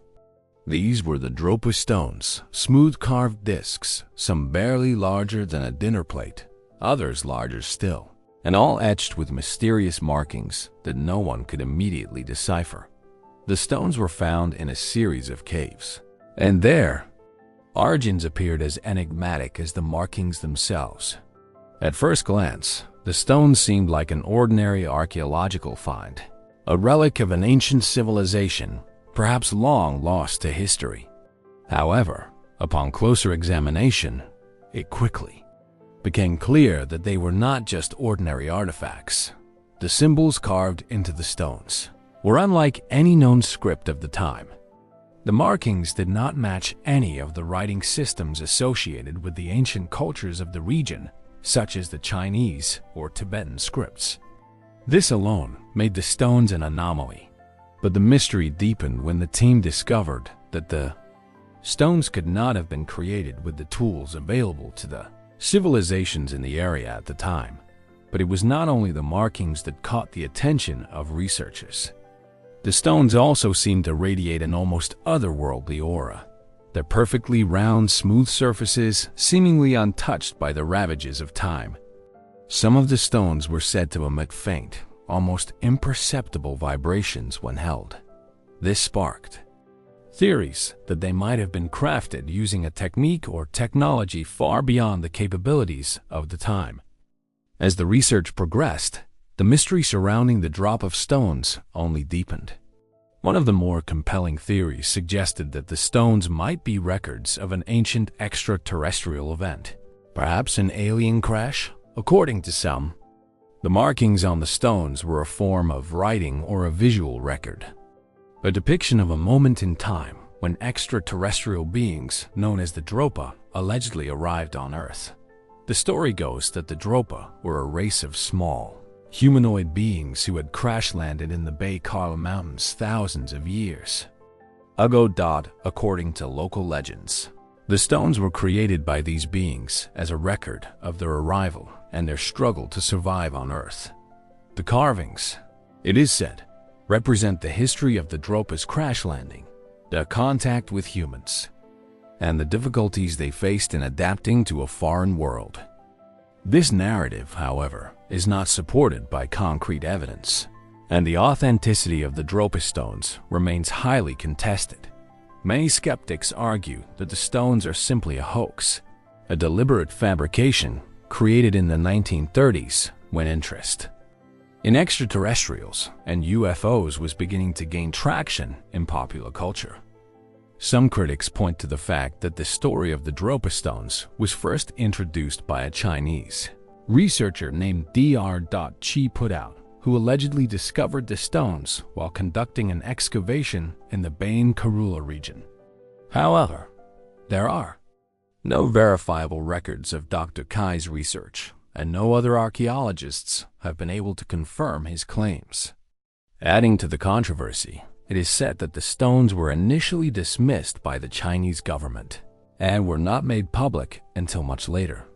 The lack of documentation and the secrecy surrounding the stones only added to their allure and the surrounding conspiracy theories. Could the Dropa stones be a fabricated story designed to tap into the growing fascination with extraterrestrials and UFO sightings in the 19th century? Or was there something more to these strange objects? Something that defied explanation? Despite the skepticism, the mystery of the Dropa stones continues to captivate the imagination of many. The stones, with their intricate carvings and mysterious origins, have been at the center of a wide range of speculative theories. Some believe that the markings on the stones are an ancient form of communication, a detailed record of an alien race attempting to communicate with early humans. If this is true, what message could the dropper have been trying to convey? And why were these records hidden away in remote caves? Another theory suggests that the stones could be an ancient form of technology, perhaps used by the Dropa to record and store data. The idea that the stones are not just physical artifacts, but devices capable of transmitting information adds another layer of intrigue to the mystery. Could the markings on the stones represent a code or a language that we are still unable to decipher? What if the dropper, or the beings who left the stones behind, possess knowledge or technology far beyond our understanding in the realm of fringe theories? Some suggest that the Dropa stones are not records of an ancient alien crash, but rather evidence of an ancient civilization with knowledge of advanced technology. Some speculate that the stones were created by a forgotten civilization that predates known human history, perhaps one with the ability to manipulate energy or matter in ways that we have yet to fully comprehend. Could the markings on the stones be a map to a lost civilization, a key to unlocking knowledge that has been buried for thousands of years? There is also the question of the physical properties of the stones. The unusual composition of the stones, smooth, round, and seemingly resistant to the wear and tear of time, has led some to suggest that they were created using techniques far beyond the capabilities of ancient civilizations. Were the Dropa stones created using lost technologies, or were they crafted with materials or methods that are still not fully understood by modern science? Could these stones hold a secret? Something hidden within their flawless surfaces that would change the way we understand the past? Despite the lack of concrete evidence and the ongoing debate over their authenticity, the Dropa stones continue to raise important questions about the nature of ancient civilizations and the possibility of extraterrestrial contact. What if the answers to some of our most pressing questions about humanity's origins are hidden in these strange carved discs? What if the Dropa stones are not merely relics of an ancient past, but messages or records that offer a glimpse into a history that has been lost to time? For now, the mystery remains unresolved, as we continue to explore the possibility that the Dropa stones are records of an alien encounter, or perhaps an ancient civilization's lost knowledge. We are reminded that the past is not always as simple as it seems. There may still be pieces of history waiting to be uncovered, hidden in the shadows of time, waiting for us to unravel their secrets. For centuries, historians, archaeologists, and adventurers have searched in vain for one of the most sought-after relics of the ancient world, the lost tomb of Alexander the Great, the legendary Macedonian conqueror, whose empire stretched from Greece to Egypt and into India, remains one of history's most iconic figures. His life and conquests are etched into the annals of time, but the location of his final resting place remains an enigma, a mystery that has intrigued and eluded researchers for over 2,000 years. Alexander's death in 323 BCE at the age of 32 shocked the ancient world. He had not only conquered vast swaths of land, but he had also built cities, spread Greek culture, and shaped the course of history. His body, however, would not simply be buried as that of any ordinary ruler. It was said to have been preserved in a golden sarcophagus laid in a grand tomb that would be a man of his extraordinary achievements. But where was this tomb? And why, despite numerous attempts, has it never been found? According to ancient sources, after Alexander's death, his body was initially embalmed and placed in a lavish tomb in the city of Memphis, Egypt. But it didn't stay there long. His generals, in the chaos that followed his untimely death, decided to transport his body to a more fitting location. The tomb was moved to Alexandria, the great city founded by Alexander himself, and there it was said to have been placed in a grand mausoleum known as the Soma.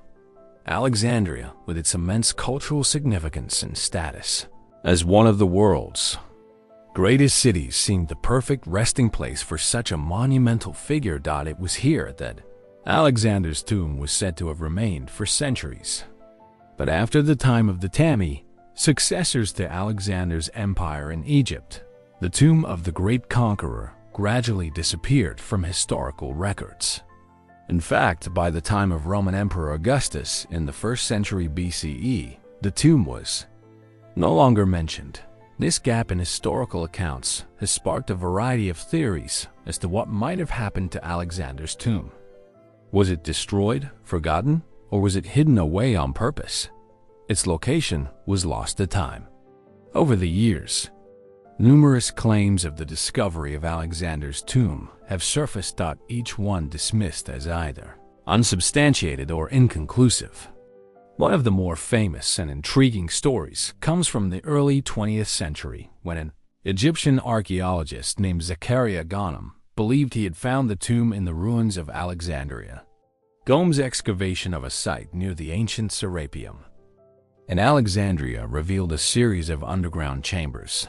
Some scholars thought they might be connected to the Soma, Alexander's legendary resting place. However, despite the tantalizing proximity to ancient records, no body was found and the search for the tomb was suspended. What could have been the reason for this sudden end to such a promising lead? The most compelling evidence suggests that Alexander's tomb remained a significant site for centuries after his death. The tomb was a destination for pilgrims, and ancient texts suggest that visiting Alexander's grave became something of a sacred ritual. There are even reports from Greek and Roman historians that describe visits to the tomb, where Alexander's body was said to be on display in a golden coffin, attracting people from all over the world. Some accounts suggest that people would even ask the deceased ruler for favors, believing that his divine power could influence their fortunes. Despite this, historical references to the tomb suddenly became scarce after the 3rd century CE, and by the 4th century, it seems to vanish entirely from historical records. What happened during this period of silence? Some scholars suggest that the tomb may have been deliberately hidden either by the ruling authorities or by religious groups who wanted to control access to the site.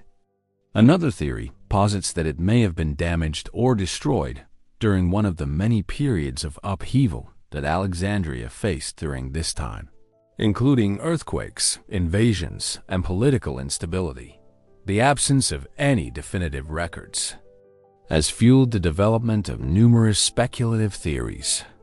Could the tomb have been hidden to protect it from looters or political enemies? Some suggest that the tomb was lost in the chaos of the Roman Empire's decline. Or perhaps the location was deliberately concealed by subsequent rulers who feared the political and symbolic power it represented. The fact that Alexandria itself was subject to repeated sieges, fires, and destructions over the centuries only adds to the mystery. Others argue that the tomb could have been moved, its location carefully concealed in order to preserve its sanctity. In 1994, a controversial theory emerged, suggesting that Alexander's tomb might lie beneath the modern-day location of Alexandria's mosque, a place where the city's ancient necropolis once stood. Archaeological work in the area continues, and some researchers have even proposed that the tomb could be located beneath the shallow waters of Alexandria's harbor, now submerged by centuries of rising seas.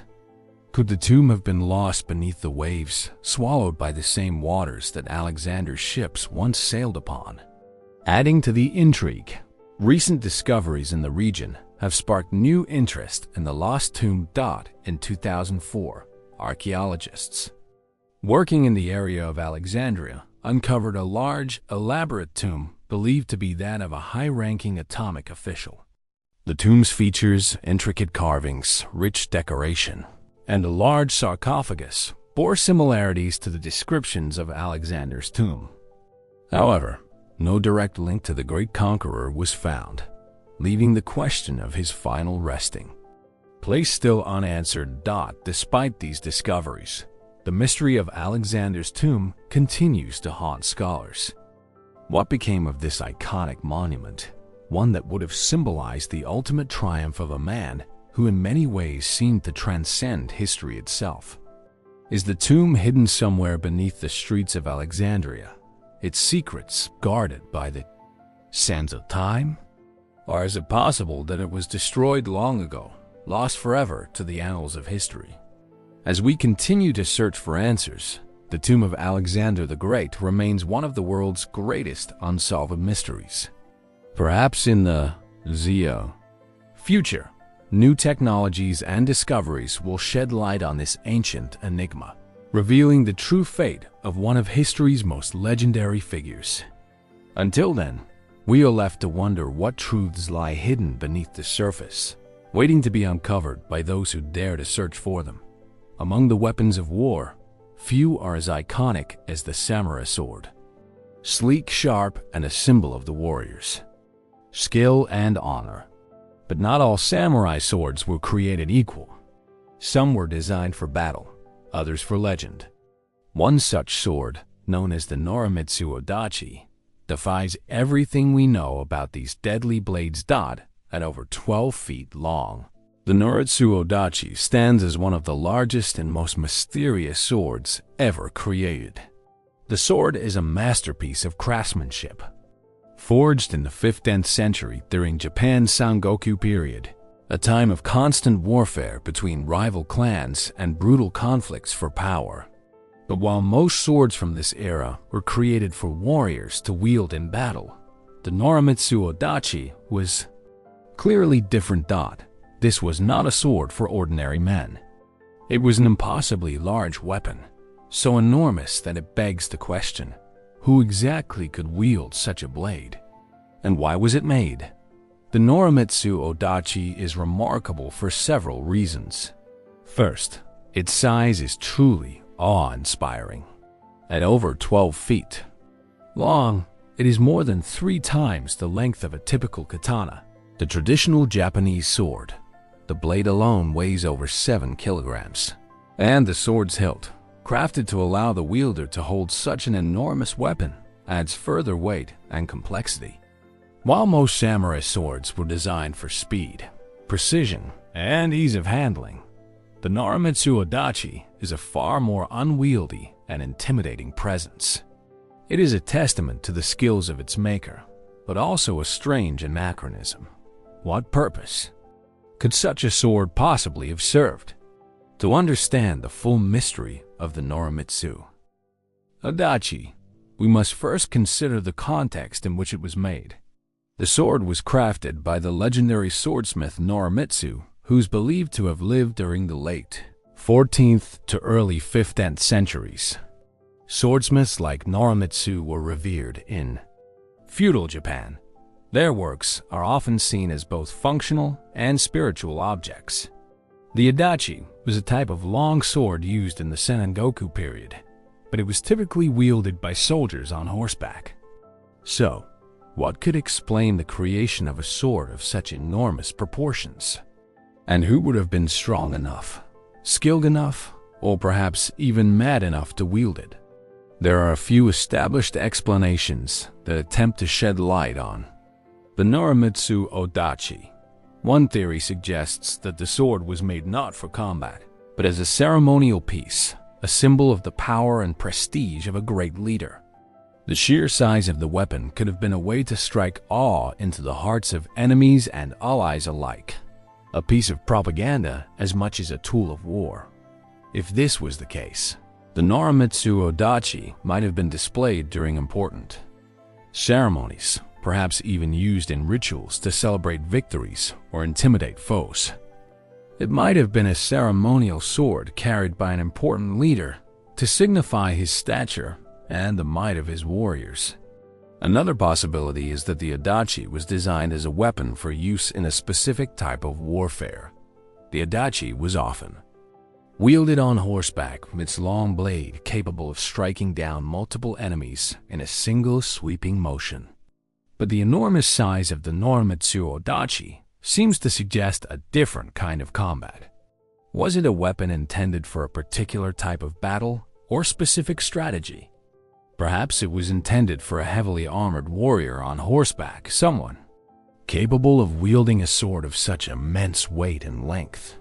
Some speculate that the sword could have been used against large, heavily armored enemies, or even as a psychological tool to break the morale of opponents.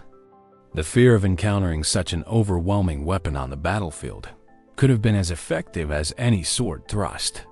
But there are darker, more mysterious theories surrounding the Norimitsu Odachi.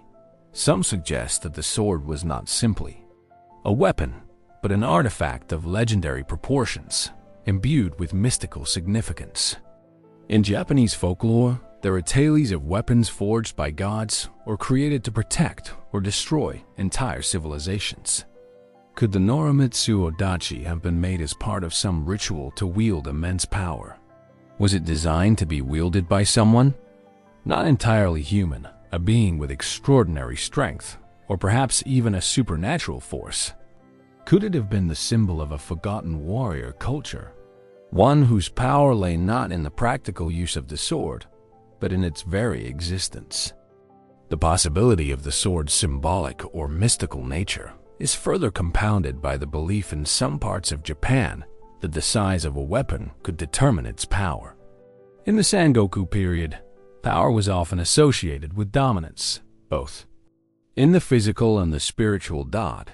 The Odachi might not have been intended for practical use at all, but rather to demonstrate the wielder's unchallenged authority. Could this enormous blade have been part of some larger scheme to create a larger-than-life figure? Someone whose strength and power transcended human limits? Despite these theories, no definitive evidence has been found to clarify the exact purpose of the Norimitsu Odachi. Some believe the sword may have been crafted for display purposes and never used in battle. Others maintain that it may have been an actual weapon used by a particular warrior or clan during a period of war. But the lack of documentation leaves the sword's true purpose open to interpretation.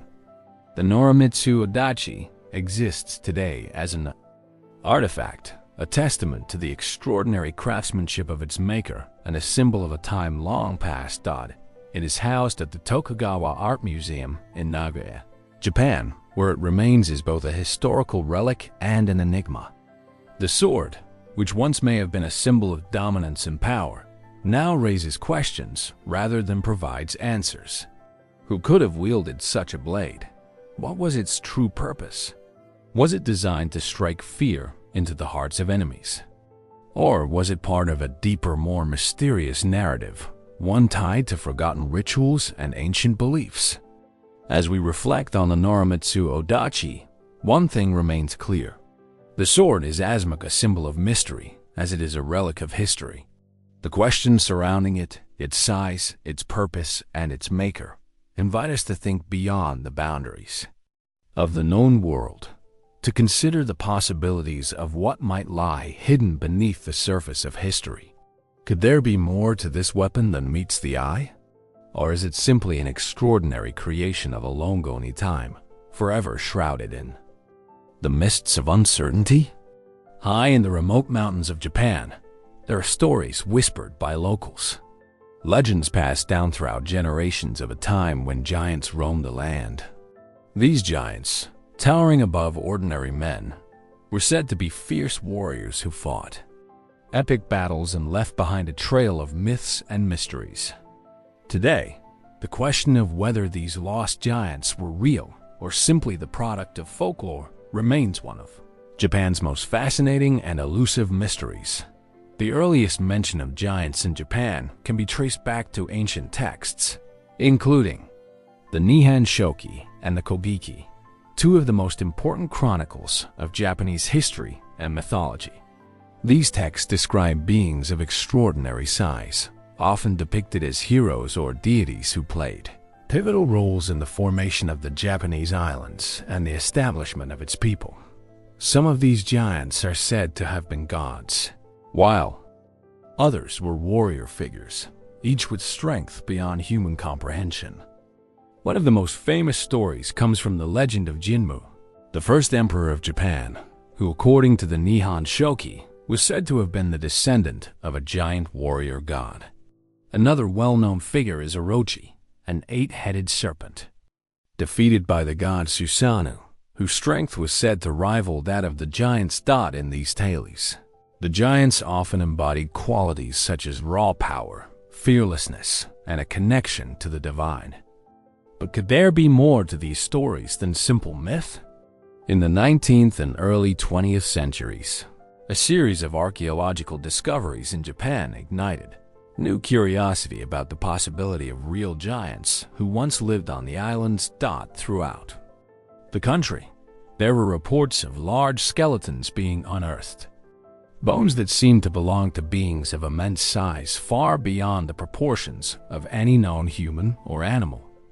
One of the most well-known discoveries took place in the village of Iniquet, where a large skeleton was said to have been found, its height far exceeding that of any normal person.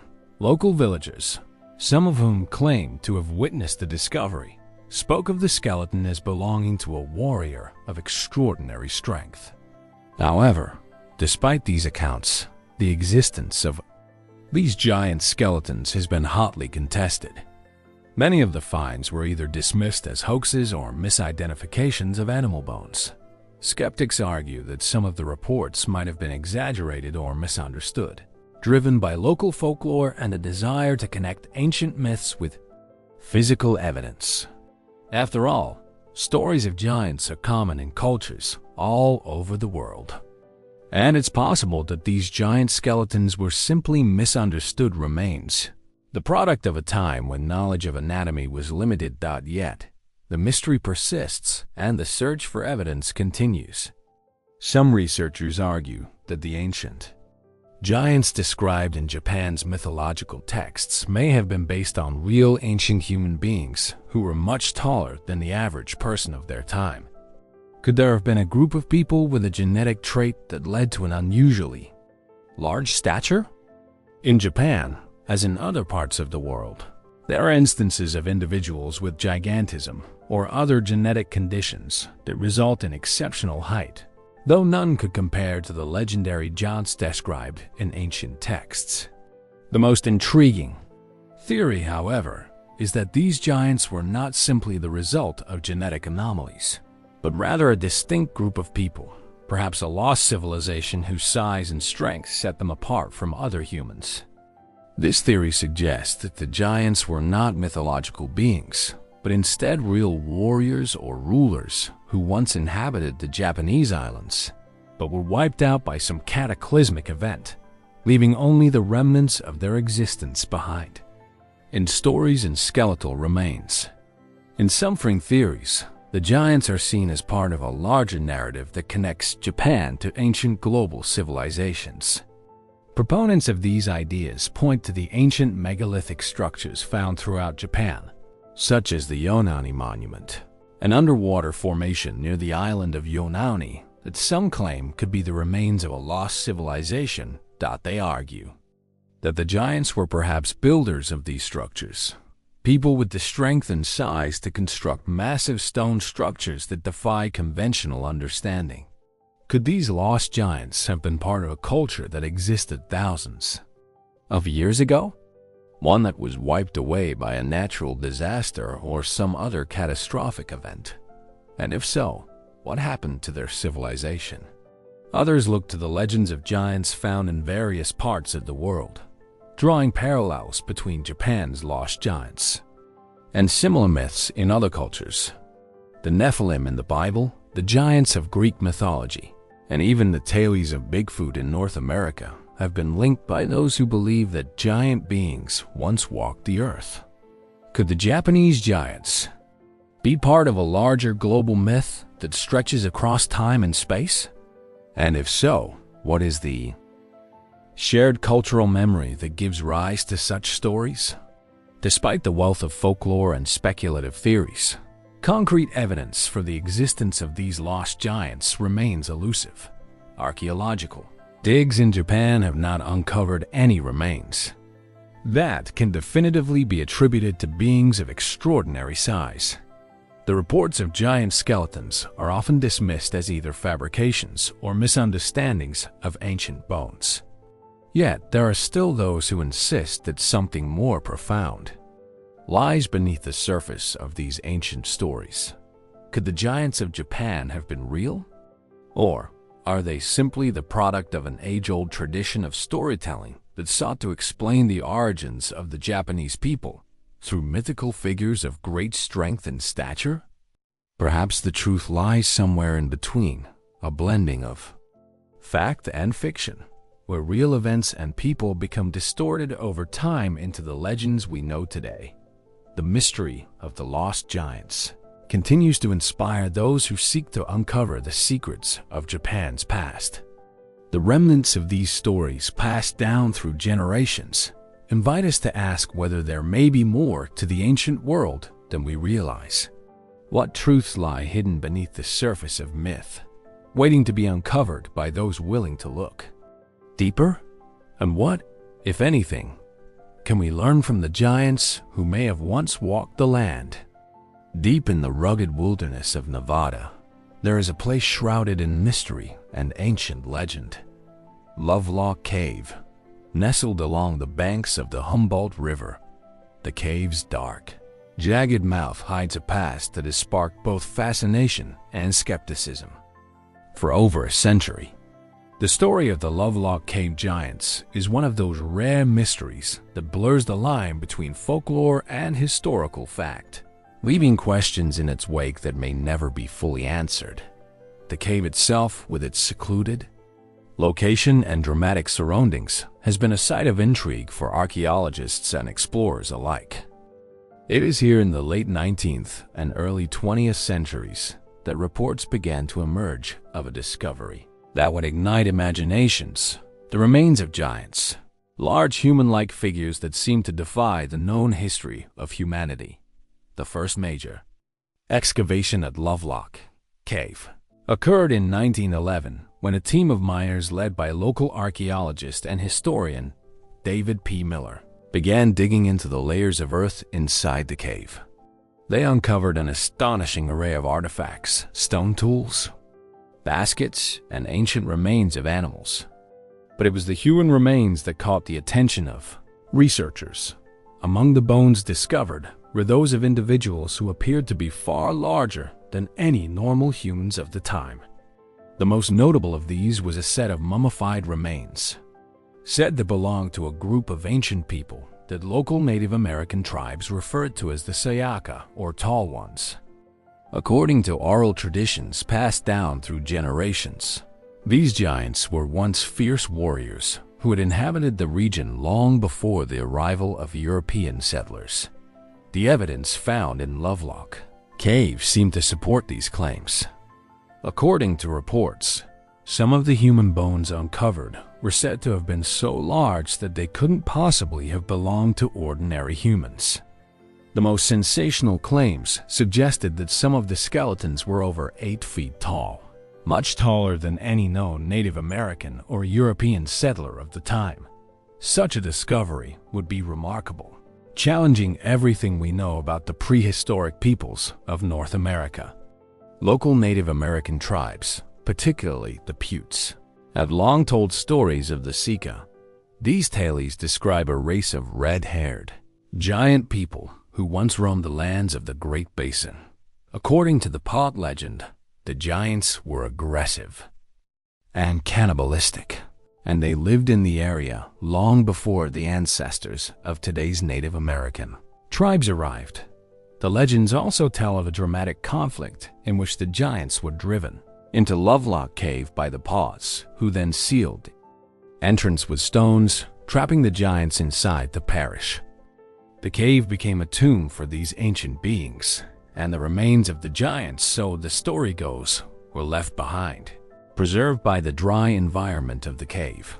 But despite the compelling nature of the legends and the claims made by early excavators, the mystery of the Lovelock Cave giants is fraught with controversy. While some of the artifacts and bones discovered in the cave are indeed genuine, the most extraordinary claims about the giant's size remain unproven. Most of the bones that were recovered were reported to be of normal human size, casting doubt on the idea that the cave once housed a race of enormous beings. It is also worth noting that many of the more sensational accounts of the giant's size, such as the claims of 8-feet-tall skeletons, come from secondary sources or from later reports, making it difficult to distinguish fact from folklore. In fact, much of the evidence surrounding the giants is based on oral history and unverified accounts. The original excavation of Lovelock Cave was not thoroughly documented, and many of the bones and artifacts that were uncovered were lost or destroyed over time. What remains today are fragments of a story that has become more myth than fact in the eyes of many historians. Could the bones described as giant skeletons have simply been misidentified or exaggerated? Some experts suggest that the bones could have belonged to unusually tall, but still human individuals. There's also the possibility that the bones may have been those of prehistoric humans who suffered from gigantism or other medical conditions that resulted in larger than normal stature. Adding to the complexity of the story, some researchers have proposed alternative explanations for the mysterious bones found in the cave. One of the more fringe theories suggests that the giants of Lovelock Cave were not human at all, but rather some other unknown species, perhaps even an ancient primitive form of humanoid creature that once coexisted with early humans.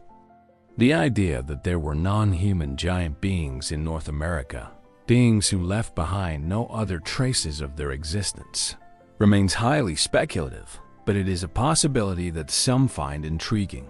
What cannot be denied, however, is the powerful and persistent nature of the Lovelock Cave giant story. For generations, the Pute people have passed down their tales of the Sika, and the legend continues to influence the narrative of ancient North American history.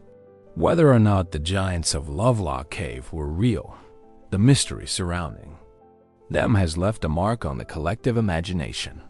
Today, the Lovelock Cave giants remain a part of the broader mystery of prehistoric North America, one filled with strange discoveries and unexplained phenomena. The question persists: what really happened in that cave? Was it truly the final resting place of a race of giants? Or are the tales merely the product of myth passed down through the ages?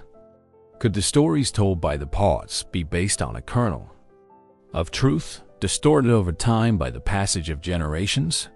And if the giants did exist, what could have become of them? For now, the answers remain elusive. The bones, the artifacts, and the legends that have emerged from Lovelock Cave continue to challenge our understanding of ancient history. The deeper we dig into the past, the more questions arise, questions that may never be fully answered.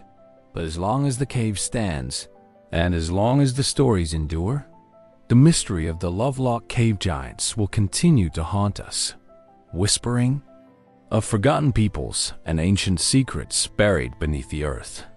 In the quiet solitude of Egypt's vast deserts, among the remnants of ancient civilizations, there lies a tomb that has fascinated and terrified those who have stumbled upon its secrets. The cursed tomb of the unknown priest, hidden deep within the Valley of the Kings. This tomb, shrouded in mystery, has inspired both awe and fear for centuries. It is said that anyone who dares to disturb its contents will be struck by a series of misfortunes, a curse that lingers long after the tomb is sealed up. But is the curse a mere legend? Or is there something more to the dark forces at play within its walls? The tale of the unknown priest's tomb begins with a discovery in the early 20th century, at a time when Egyptology was reaching its golden age. In 1922, the world had been captivated by the opening of Tutankhamun's tomb by famed archaeologist Howard Carter. Yet just a few years before that, a much lesser-known excavation had uncovered something even more mysterious. An unmarked, seemingly ordinary tomb that was not listed in any of the official royal burial records. The tomb was unlike any other found in the Valley of the Kings, and its location was curious in itself, that it was situated in a remote part of the valley away from the more well-known tombs of pharaohs and nobility. At first glance, it seemed insignificant, almost as though it had been hastily abandoned. Yet, when archaeologists and explorers began to open its entrance, a chilling discovery awaited them. Inside the tomb, they found the remains of an unknown priest, one whose identity was obscured by the passage of time. The tomb was adorned with strange and unsettling symbols, markings that had never been seen before in any other burial site in Egypt. These markings, combined with the priest's mysterious and seemingly ordinary position in the ancient hierarchy, immediately raised questions that why had such a person been granted such a grand and secretive resting place? And why was it located far away from the traditional burial grounds of the pharaohs?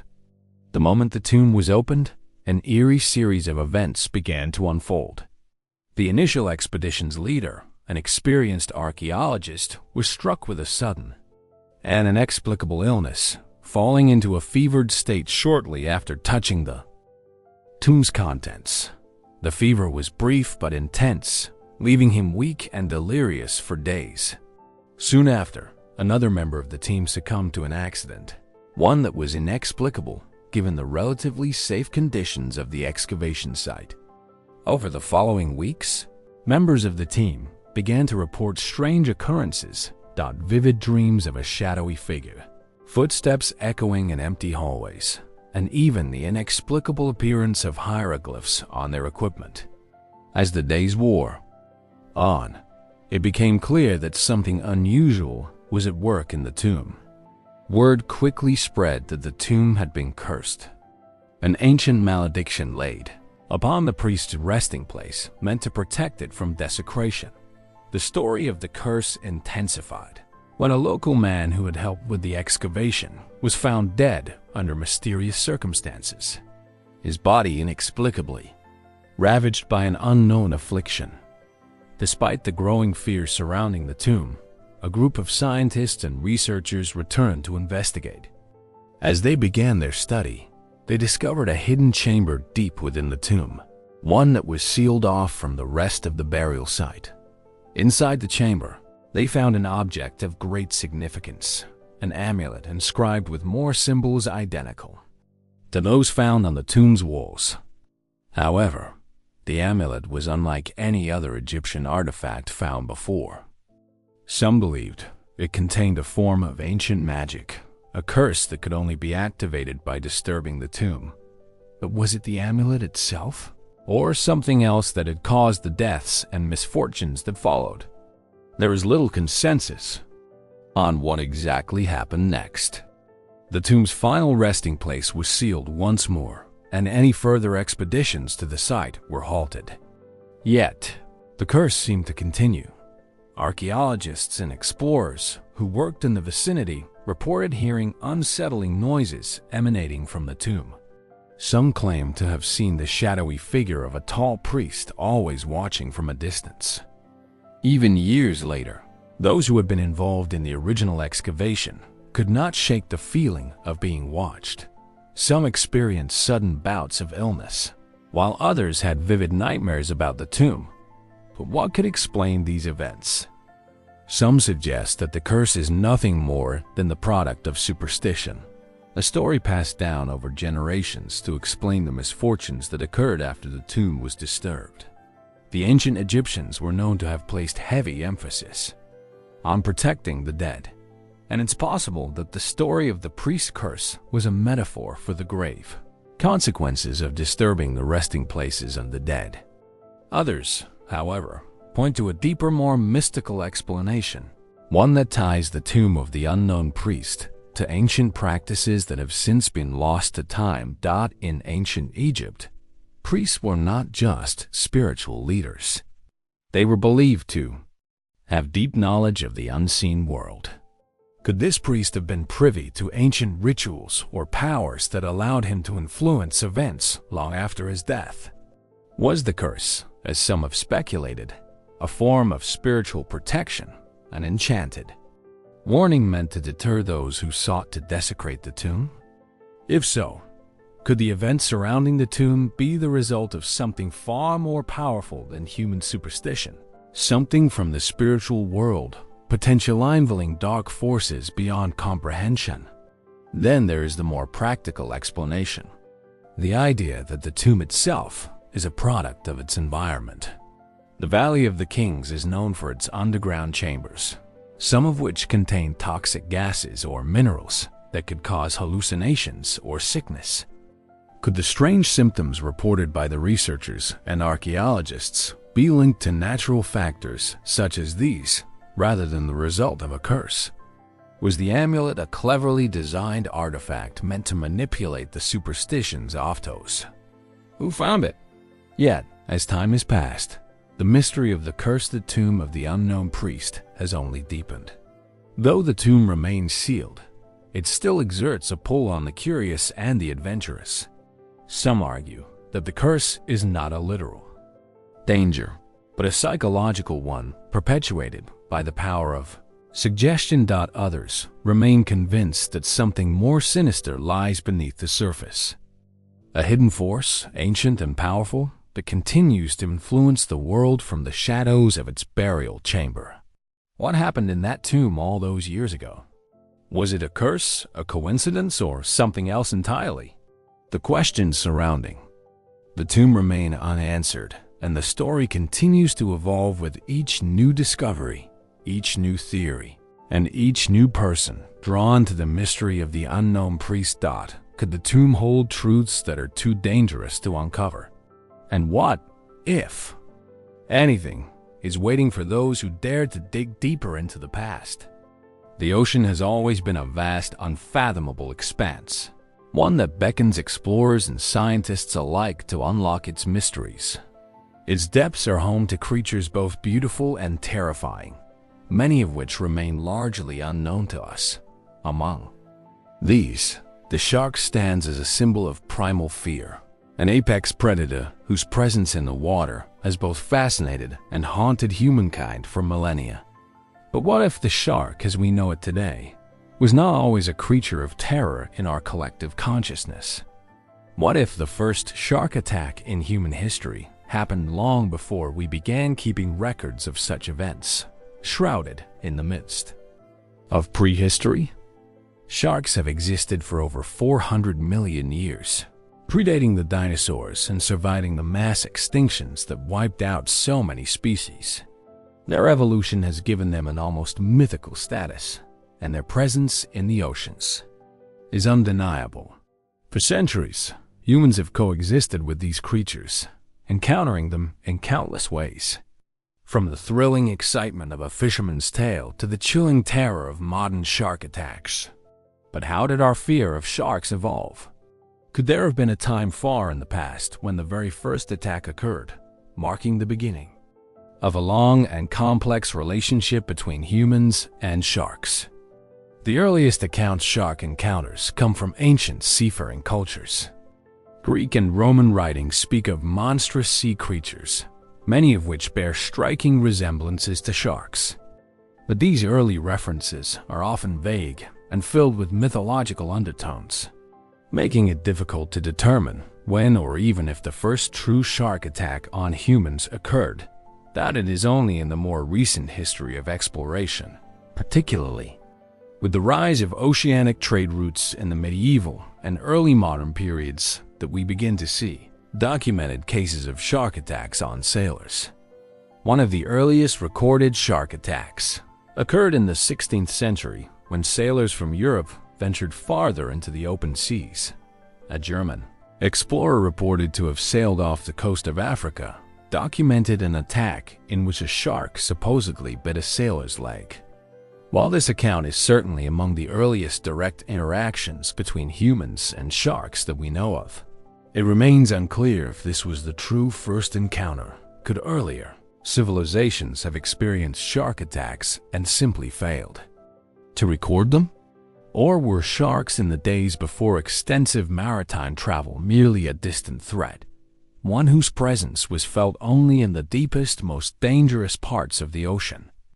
But even this early documentation leaves us with more questions than answers. For example, while the first recorded shark attack appears to have taken place in the 1500s, there are many historians and marine biologists who argue that shark attacks on humans have likely been happening for far longer. The question then becomes not when the first shark attack happened, but rather what prompted this species, once so deeply integrated into the ecosystem of the seas, to begin targeting humans. To consider this, we must take a step back in time. The first humans to encounter sharks were likely early coastal dwellers, people who lived on the shores of Africa and later in other parts of the world. These early humans would have been fishermen and hunters, spending most of their time near the water. Sharks, like other predators, have always been opportunistic feeders, capable of attacking if they are hungry or threatened. Yet, many experts believe that sharks and early humans likely coexisted in a kind of delicate balance, with sharks attacking fish and marine mammals rather than humans. But at some point, the dynamic shifted. The earliest humans were not the robust modern individuals we recognize today. They were small, fragile beings, no match for the strength and speed of a predator like the shark. Could the very first shark attack have been a misunderstanding? An accidental strike? Perhaps in the heat of an encounter? Perhaps early humans were drawn to the water's edge to collect food only to find themselves in the wrong place at the wrong time. It's possible that a shark driven by hunger or curiosity attacked a human, and this single event became etched into the collective memory of early humanity. Yet, there are those who speculate that the relationship between sharks and humans was much more complex. Some theories suggest that the first shark attack may have been ritualistic in nature, part of a larger forgotten tradition in which humans believed sharks were powerful otherworldly beings. Ancient cultures, particularly those with strong maritime traditions like the Polynesians and the Hawaiians, often revered sharks as gods or protectors. These reverence-based relationships might have led to early encounters between sharks and humans that were seen not as an attack, but as an offering, a sacrifice, or even a test of strength. Were early human beings attempting to provoke the sharks in some way? Or did the sharks strike first, testing their dominance over these fragile newcomers? This idea leads us to another theory, one rooted in the concept of evolution. As early humans adapted to life along the shores, it is possible that sharks evolved as well, developing different hunting strategies that targeted the new creatures in the waters. Humans themselves could. These early attacks have been part of a broader ecological shift where sharks began to see humans as prey. The idea that sharks had to evolve their hunting strategies in response to the changing dynamics of the ocean's ecosystem is both fascinating and terrifying. Were these the first signs of the sharks we know today? Creatures that would come to target humans as part of their diet? The evidence for such theories, however, remains elusive. Archaeological records from early human settlements show little to no direct evidence of shark attacks, making it difficult to determine when the shift occurred from peaceful coexistence to outright predation. Some marine biologists argue that early humans' instinctual fear of sharks could be traced to something far older than we realize. A primal fear born out of those very first encounters when our ancestors were first targeted by these ancient predators. In the absence of definitive evidence, the question remains: when was the first shark attack in human history? And what did it mean for our relationship with the ocean's most feared predator? Could it have been a chance encounter? A single unfortunate event that shaped humanity's collective memory of sharks? Or was it the beginning of something more? An ongoing struggle between humans and these oceanic hunters, one that continues to this day. As we explore the origins of this mysterious relationship, we can't help but wonder what truths lie buried in the depths of history, hidden beneath the waves. Could there have been even earlier encounters, long before any of the written records we have today? And how much of the myth and fear surrounding sharks today is rooted in these first unexplained encounters, lost to the passage of time? The mystery of the first shark attack may never be fully understood, but its ripple effects continue to influence the way we view these ancient predators today. Beneath dry, sun-bleached earth of Spain, an astonishing discovery was made. A revelation that would leave archaeologists, historians, and anthropologists grappling with questions about the very nature of human survival and ritual. In a quiet excavation site in the region of Atapua, an ancient child skeleton buried under mysterious circumstances would reveal a truth that many had long since forgotten or dismissed: evidence of ancient cannibalism. Atapa, a site known for its wealth of prehistoric remains, is far from unfamiliar to the scientific community. It's a place where hominid fossils have been uncovered, offering critical insights into early human evolution. The discovery of the child's remains, however, was different, a chilling anomaly that raised far more questions than it answered. The child, no more than 6 years old at the time of death, was buried roughly 800,000 years ago during the Lower Paleolithic period. But it was not the age of the remains that would captivate scientists. It was the disturbing evidence that accompanied the skeleton. Researchers noted several peculiarities that didn't align with standard burial practices of the time. Most significantly, marks on the bones suggested that the child's body had been subjected to a process that went beyond simple death and burial. The marks, likely made by sharp tools, indicated that the bones had been cut and disarticulated, a practice suggestive of one thing: cannibalism. This revelation was startling, not only because it suggested that prehistoric humans had engaged in such practices, but also because it raised deeper questions about the nature of early human societies. Were these acts of survival carried out in times of extreme scarcity? Or were they rituals tied to belief systems and traditions? In either case, the findings appended the romanticized notion of early humans living in tight-knit, peaceful communities, fostering an image of the past where violence, death, and survival were far more complicated and grisly than we might care to admit. In the case of the Atapua child, there was a particular urgency to the investigation, driven by a desire to understand the context. Why would a society that was still emerging from its earliest, most basic stages of existence resort to cannibalism? Was it desperation, or was it something else? Perhaps a cultural or spiritual practice that was lost to time, buried beneath the weight of centuries. Cannibalism in ancient human societies is not as rare as many would like to believe. Evidence of ritualistic cannibalism has surfaced across different cultures and eras. From the Aztecs in Central America to the ancient Maui in New Zealand, the practice seems to have woven itself into the fabric of human history often tied to religious rites, warfare, or survival in extreme conditions. In many cases, it was seen as a way to absorb the strength, wisdom, or courage of one's enemies, or perhaps a necessary evil during famines. And yet, it is one thing to know that ancient cannibalism existed in isolated pockets of human civilization.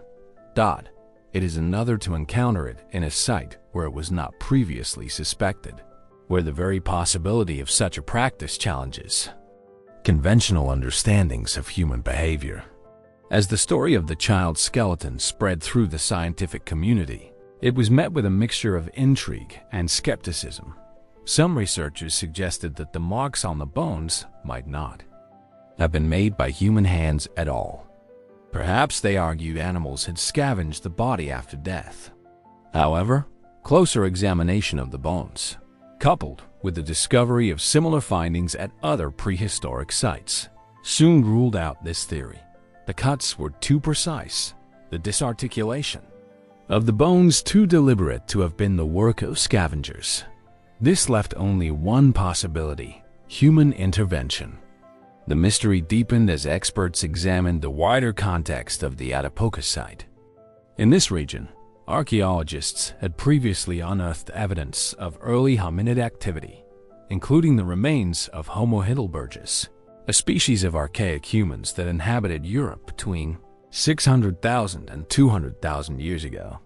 Could this form of cannibalism have been a survival tactic employed during particularly harsh winters or a response to food shortages?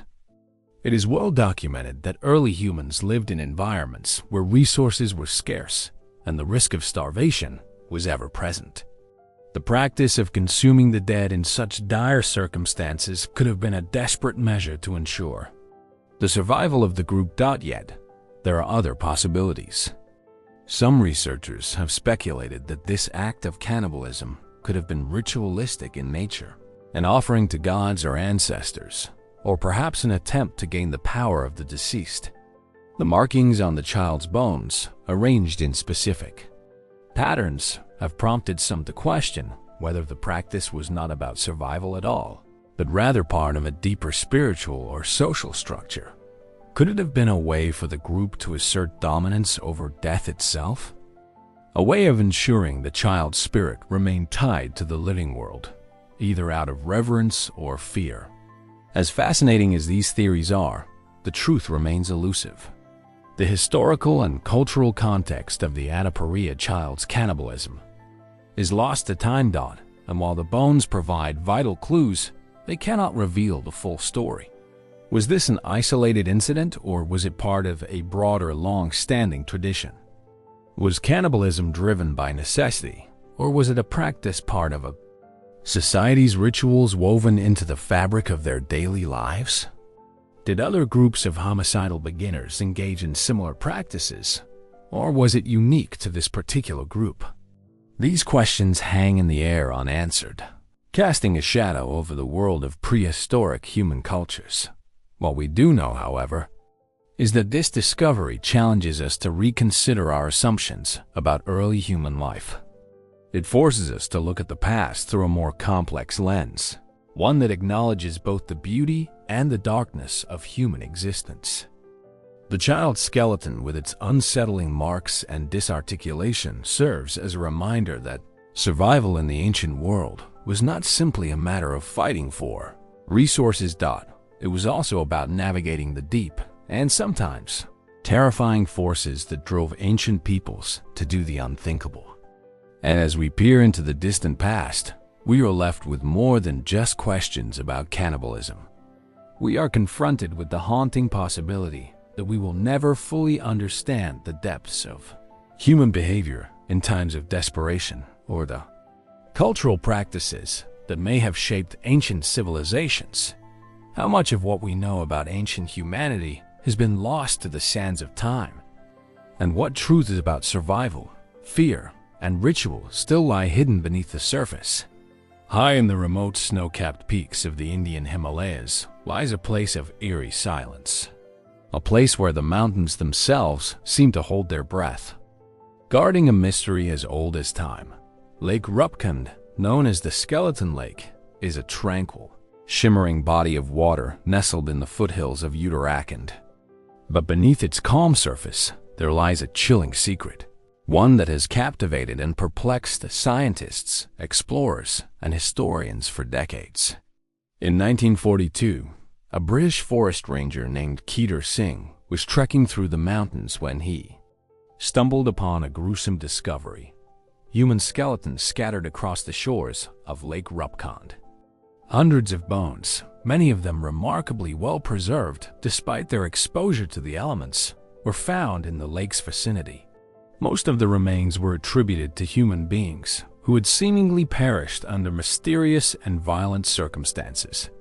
The sheer number of bodies, as well as their unsettling condition, prompted a flurry of speculation about what had happened here. Some of the skeletons were found in such disarray, with bones broken or scattered about, that it seemed clear they had met a violent end. Yet, curiously, many of the bodies showed signs of damage that suggested something more than just a natural disaster. Horrific injuries, as though the victims had been struck by a series of blunt, forceful blows. But what could have caused such a catastrophe in such a remote and inhospitable place? And who were these individuals? Were they travelers, soldiers, or something more ancient? For decades, no one could definitively answer these questions. The mystery of the Lake Rupkund skeletons continued to perplex experts and laypeople alike.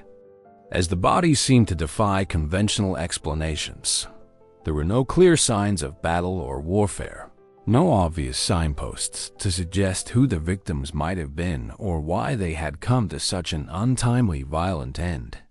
And so the theories began to multiply, each more speculative and mysterious than the last. One of the first theories put forward was that the skeletons were the result of a mass murder. Some suggested that a group of travelers or pilgrims had been ambushed, perhaps by bandits or hostile forces, and that they had been slaughtered in cold blood. The location, remote and difficult to access, seemed to support the idea of an attack by a ruthless group. But as the years passed, this theory began to lose its grip on those investigating the site. There was no clear evidence of weapons or any other physical proof of a violent encounter, and many of the skeletons showed no signs of defensive wounds. Another theory, one that gained traction over time, pointed to the possibility of an ancient ritual. What if the skeletons were not the victims of a massacre, but rather the remnants of a sacrificial rite or a pilgrimage gone wrong? Some researchers speculated that the individuals might have been part of a group who had come to the lake for spiritual reasons, possibly as part of an ancient pilgrimage to honor the gods. Could they have been sacrificed as part of an elaborate ritual?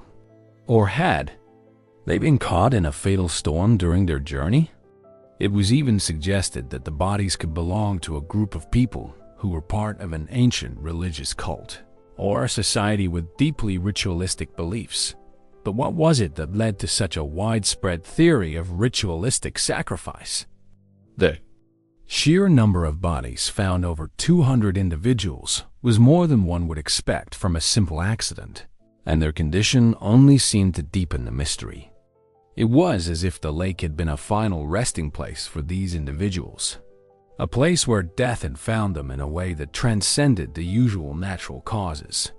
But even if this theory seemed plausible, there was no clear evidence to confirm it. As scientists continued to study the bones, new clues began to emerge, shedding light on the tragic fate of the individuals at Lake Rupkund. In 2004, a team of researchers conducted a study of the skeletons using modern DNA analysis, an approach that would open up new avenues of understanding. But the results were startling. DNA tests revealed that the skeletons were not all from the same region or group of people as previously assumed. In fact, the remains came from a variety of different ethnic backgrounds, with some being South Asian, while others had genetic markers suggesting they were of distant European or Middle Eastern descent. This discovery seemed to suggest that the Bodies found at Lake Rupkand were not part of a single group, but rather a large and diverse gathering of people, an unusual detail that called into question the idea of a mass murder or ritual sacrifice targeting one specific group. This new information led scientists to consider a different possibility, that the people who perished at Lake Rupkand were part of an ill-fated pilgrimage.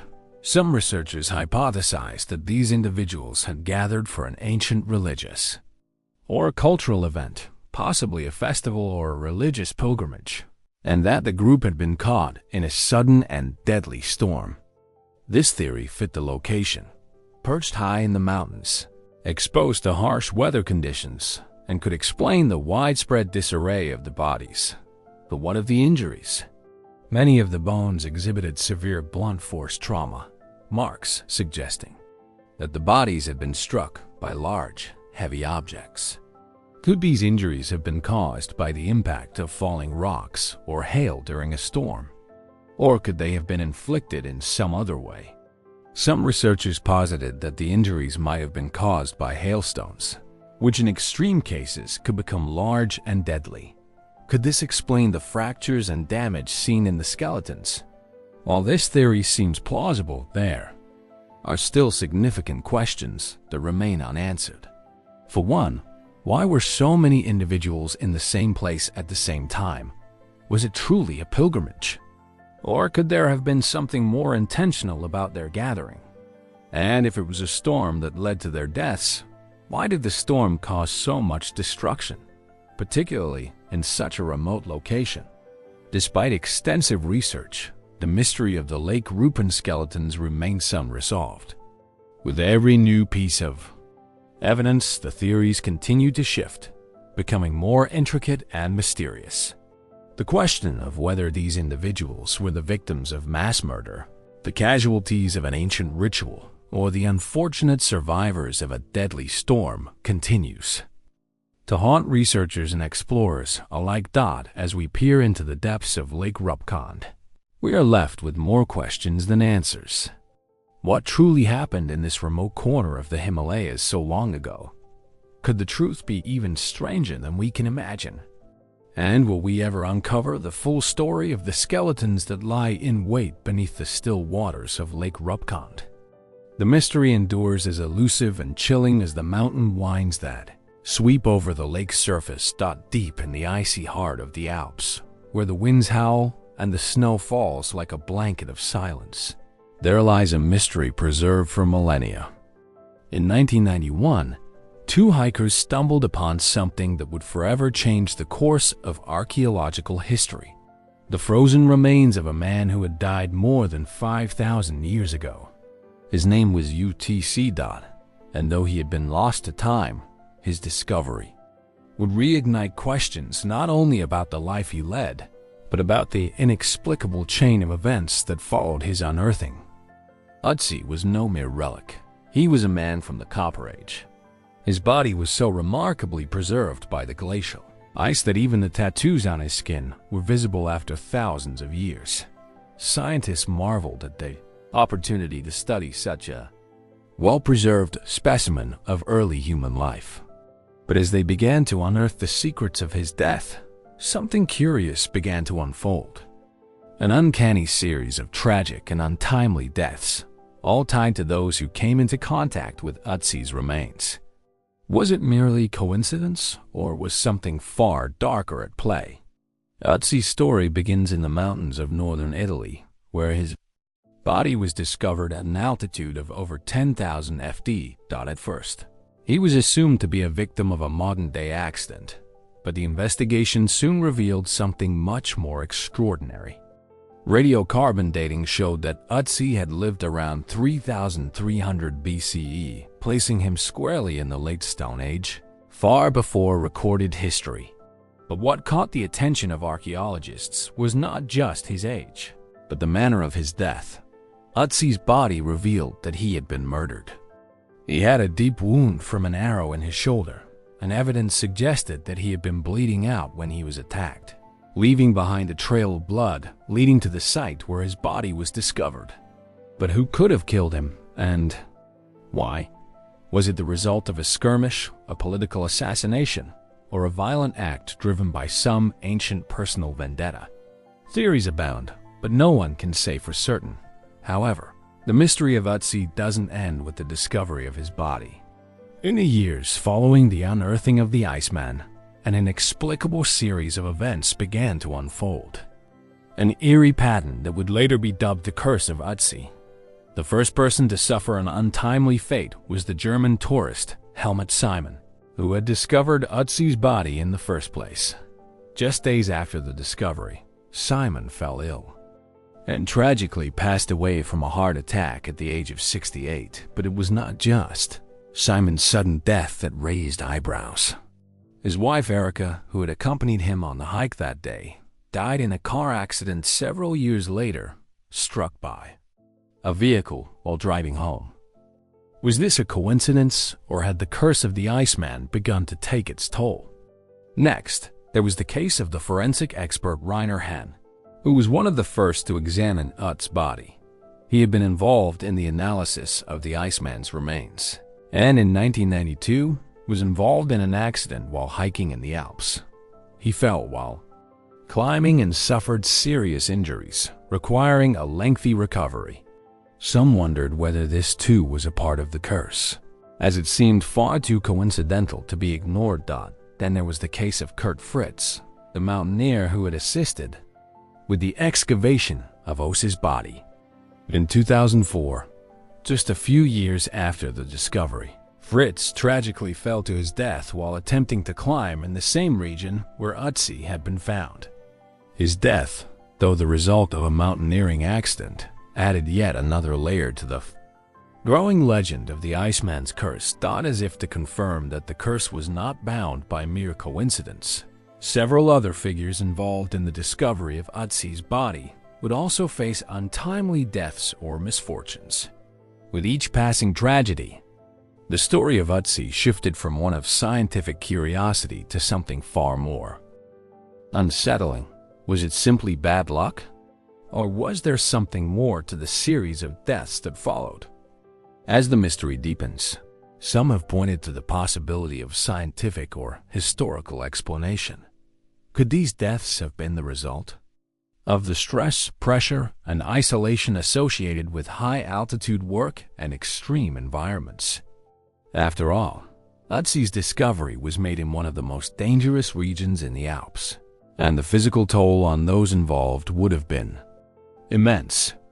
Perhaps in the cases of the mountaineers and hikers, the strain of working in such an unforgiving environment contributed to their eventual fates. Yet, there are other darker theories at play. Some suggest that Ötzi's death was the result of something much more significant. An ancient wrath, a curse that has lingered long after his death. Could his violent end at the hands of a still unknown enemy have unleashed something malevolent? Perhaps his death was not simply a random act of violence, but part of a much larger, more mysterious pattern. A ritualistic or symbolic killing, meant to ward off intruders or to ensure that the sacred remains of Ötzi would not be disturbed. Still, others argue that the curse might simply be the result of the human tendency to seek patterns in randomness. After all, many of the individuals who became involved with Ötzi's discovery were exposed to extreme risks by nature of their professions. The concept of a curse may have been projected onto a series of unfortunate coincidences, shaping the narrative into something more fitting for the dark corners of legend. And yet, for those who have studied Ötzi's discovery and the events that followed, the question remains unanswered. What happened to the people connected to Ötzi, and why? Was it simply the inevitable result of living and working in the harshest of environments? Or was there something more sinister at play? Could it be that Ötzi's death was not an isolated event, the part of something far more complex, a ritual, a curse, or an ancient warning to those who dared disturb his eternal rest? As Ötzi's story continues to unfold, one can't help but wonder, what truths lie buried with him in the ice, waiting for us to uncover? The ancient man's fate, though sealed in time, leaves us with a chilling reflection. Sometimes the past is not as distant as it seems, and the shadows of history can stretch far into the present, carrying with them echoes of something far older and far darker than we can understand. In the tranquil hills of western Turkey, where ancient ruins lie buried beneath layers of earth, an astonishing discovery has baffled archaeologists and historians alike. Among the many relics of the past unearthed by excavations in the region, one particular artifact has raised more questions than answers: the eight-legged sarcophagus. This sarcophagus, uncovered in the early 2000s in the ancient city of Aphrodisias, is a marvel of both artistry and enigma. Unlike anything found before, it is carved with an intricate design featuring not one, not two, but 8 legs. At first glance, the sarcophagus appears to be a traditional chest built to hold the remains of a powerful individual, perhaps a noble or a leader. Yet, the presence of 8 legs, an odd and seemingly supernatural feature, has led to a cascade of theories, none of which fully explain the object's purpose, origin, or significance. Aphrodisias, known for its rich history and its dedication to the goddess Aphrodite, is no stranger to archaeological intrigue. The city, once a thriving center of culture and power in ancient Anatolia, was renowned for its artistic achievements, particularly its sculptural works. So when this sarcophagus was uncovered, it was not simply another artifact. It was a piece of the puzzle, one that seemed to hold a clue to something far older and more mysterious than anyone had anticipated. The sarcophagus itself is crafted from fine marble. Its surface is adorned with elaborate carvings that depict scenes of daily life, warfare, and mythological figures. But it is the strange protruding legs that immediately capture attention. 8 legs symmetrically placed at each corner of the stone coffin raise a host of questions. The number 8 alone is symbolic in many cultures, often representing infinity or completeness. But why was this particular feature chosen? Why not 4, as is customary for most sarcophagi, or some other configuration? At first, archaeologists suggested the 8 legs were a stylistic flourish, perhaps a way to signify the importance of the individual inside. The legs might have represented strength, power, or the ability to walk between the realms of the living and the dead. But such an explanation seems too simplistic, too grounded in the mundane reality of ancient artistic traditions.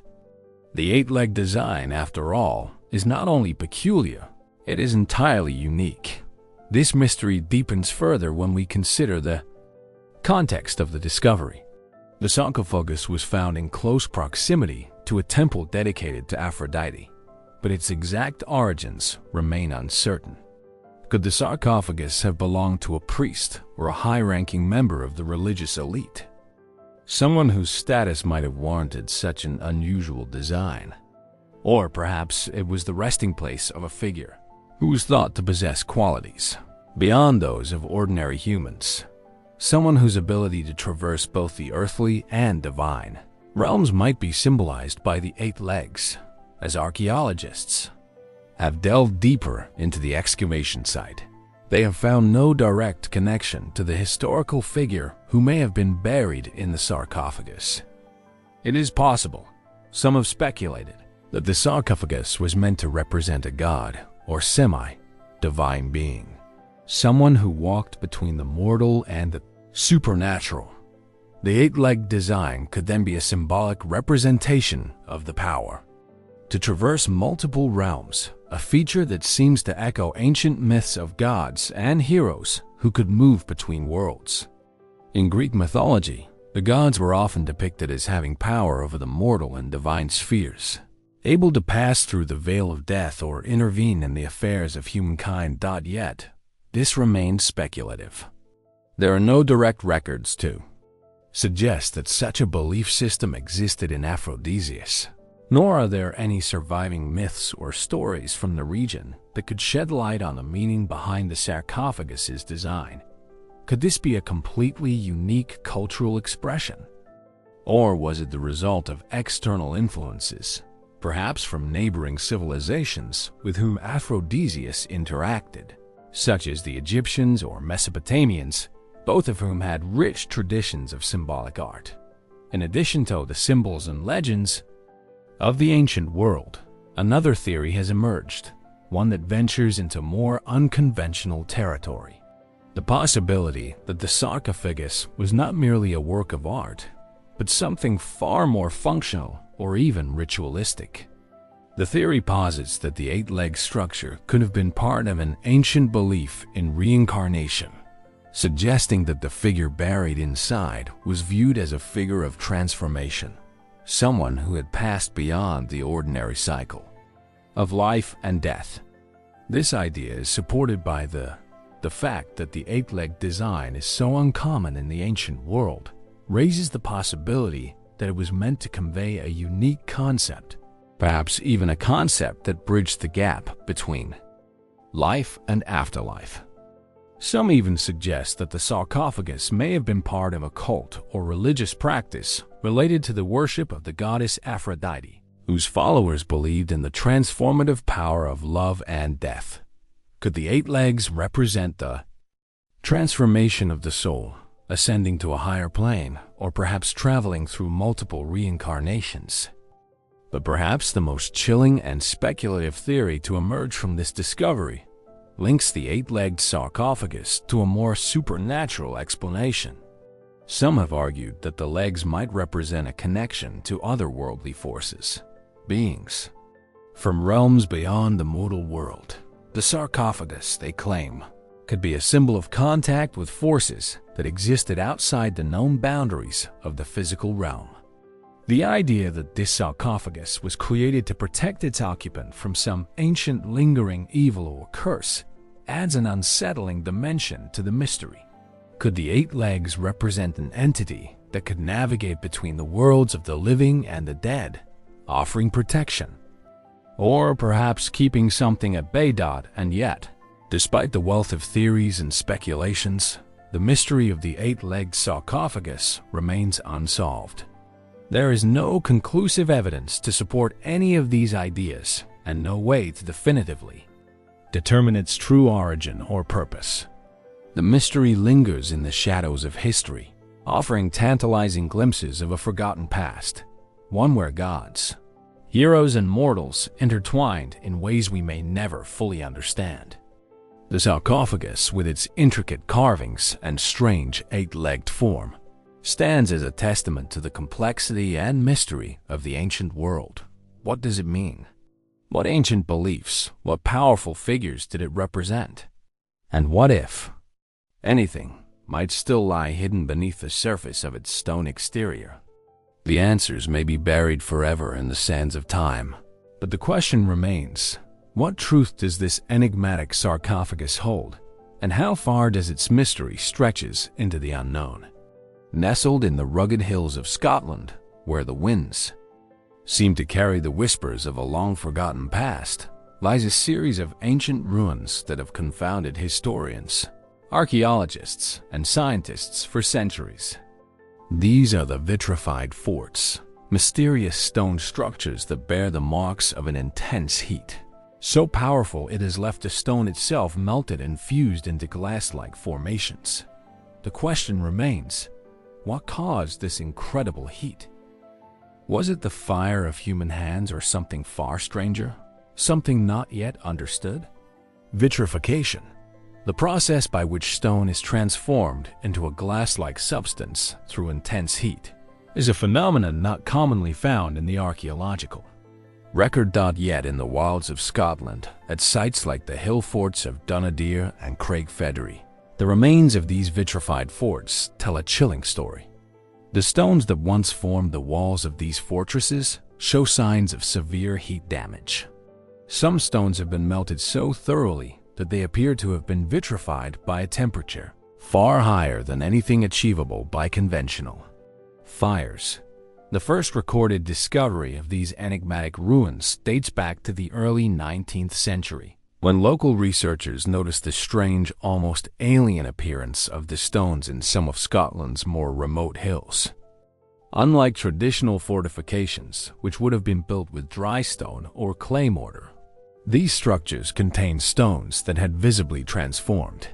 Instead of the usual rough, jagged edges, many of the stones were smooth, glossy, and fused together. The force that could create such vitrification seemed beyond the capacity of any known weaponry of the time. As archaeologists began to investigate, they proposed several theories.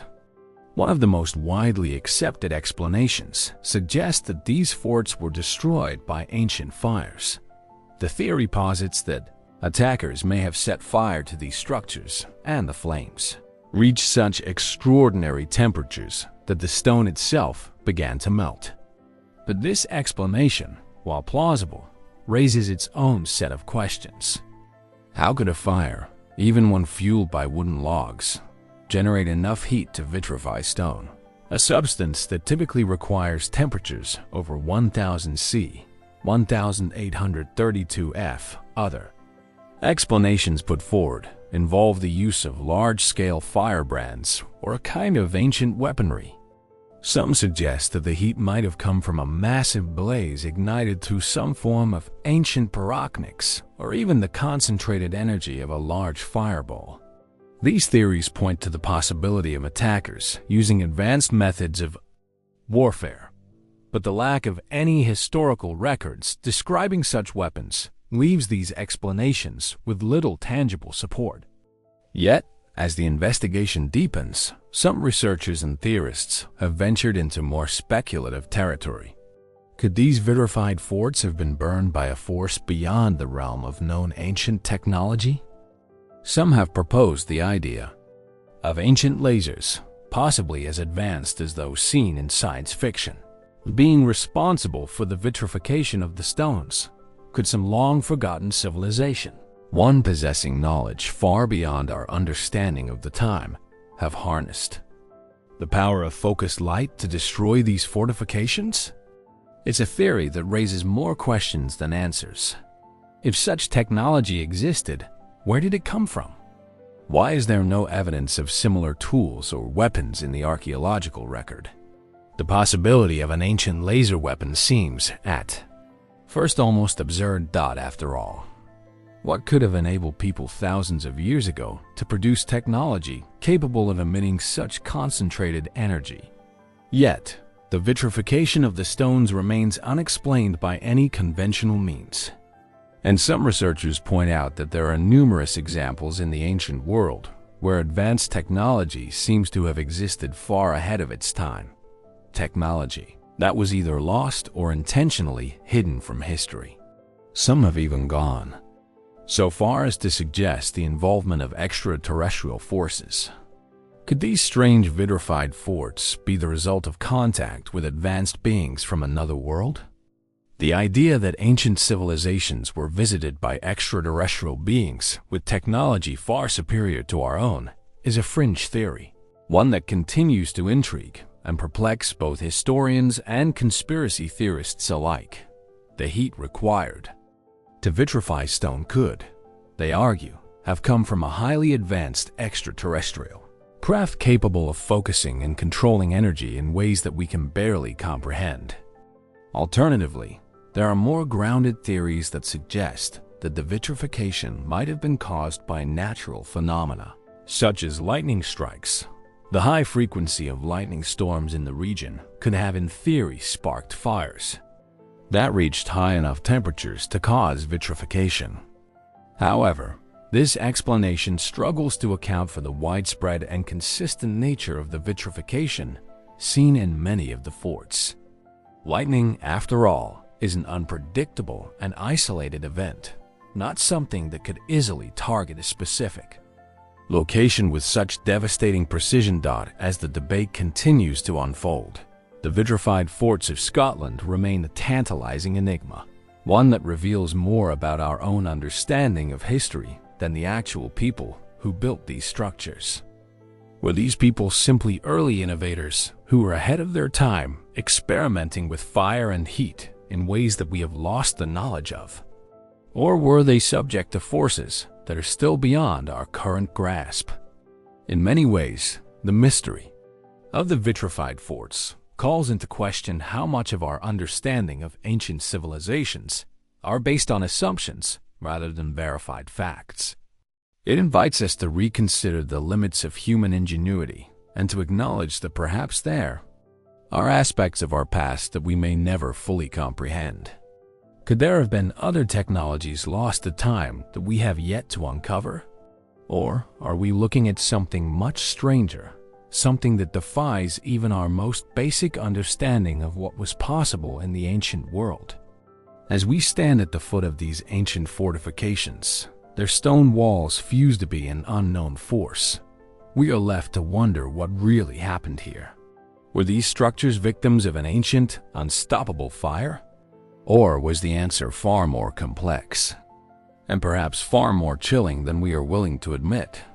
The vitrified forts of Scotland offer no clear answers, only more questions, leaving us to ponder the mysteries that may lie buried beneath the earth, waiting for the right minds to uncover them.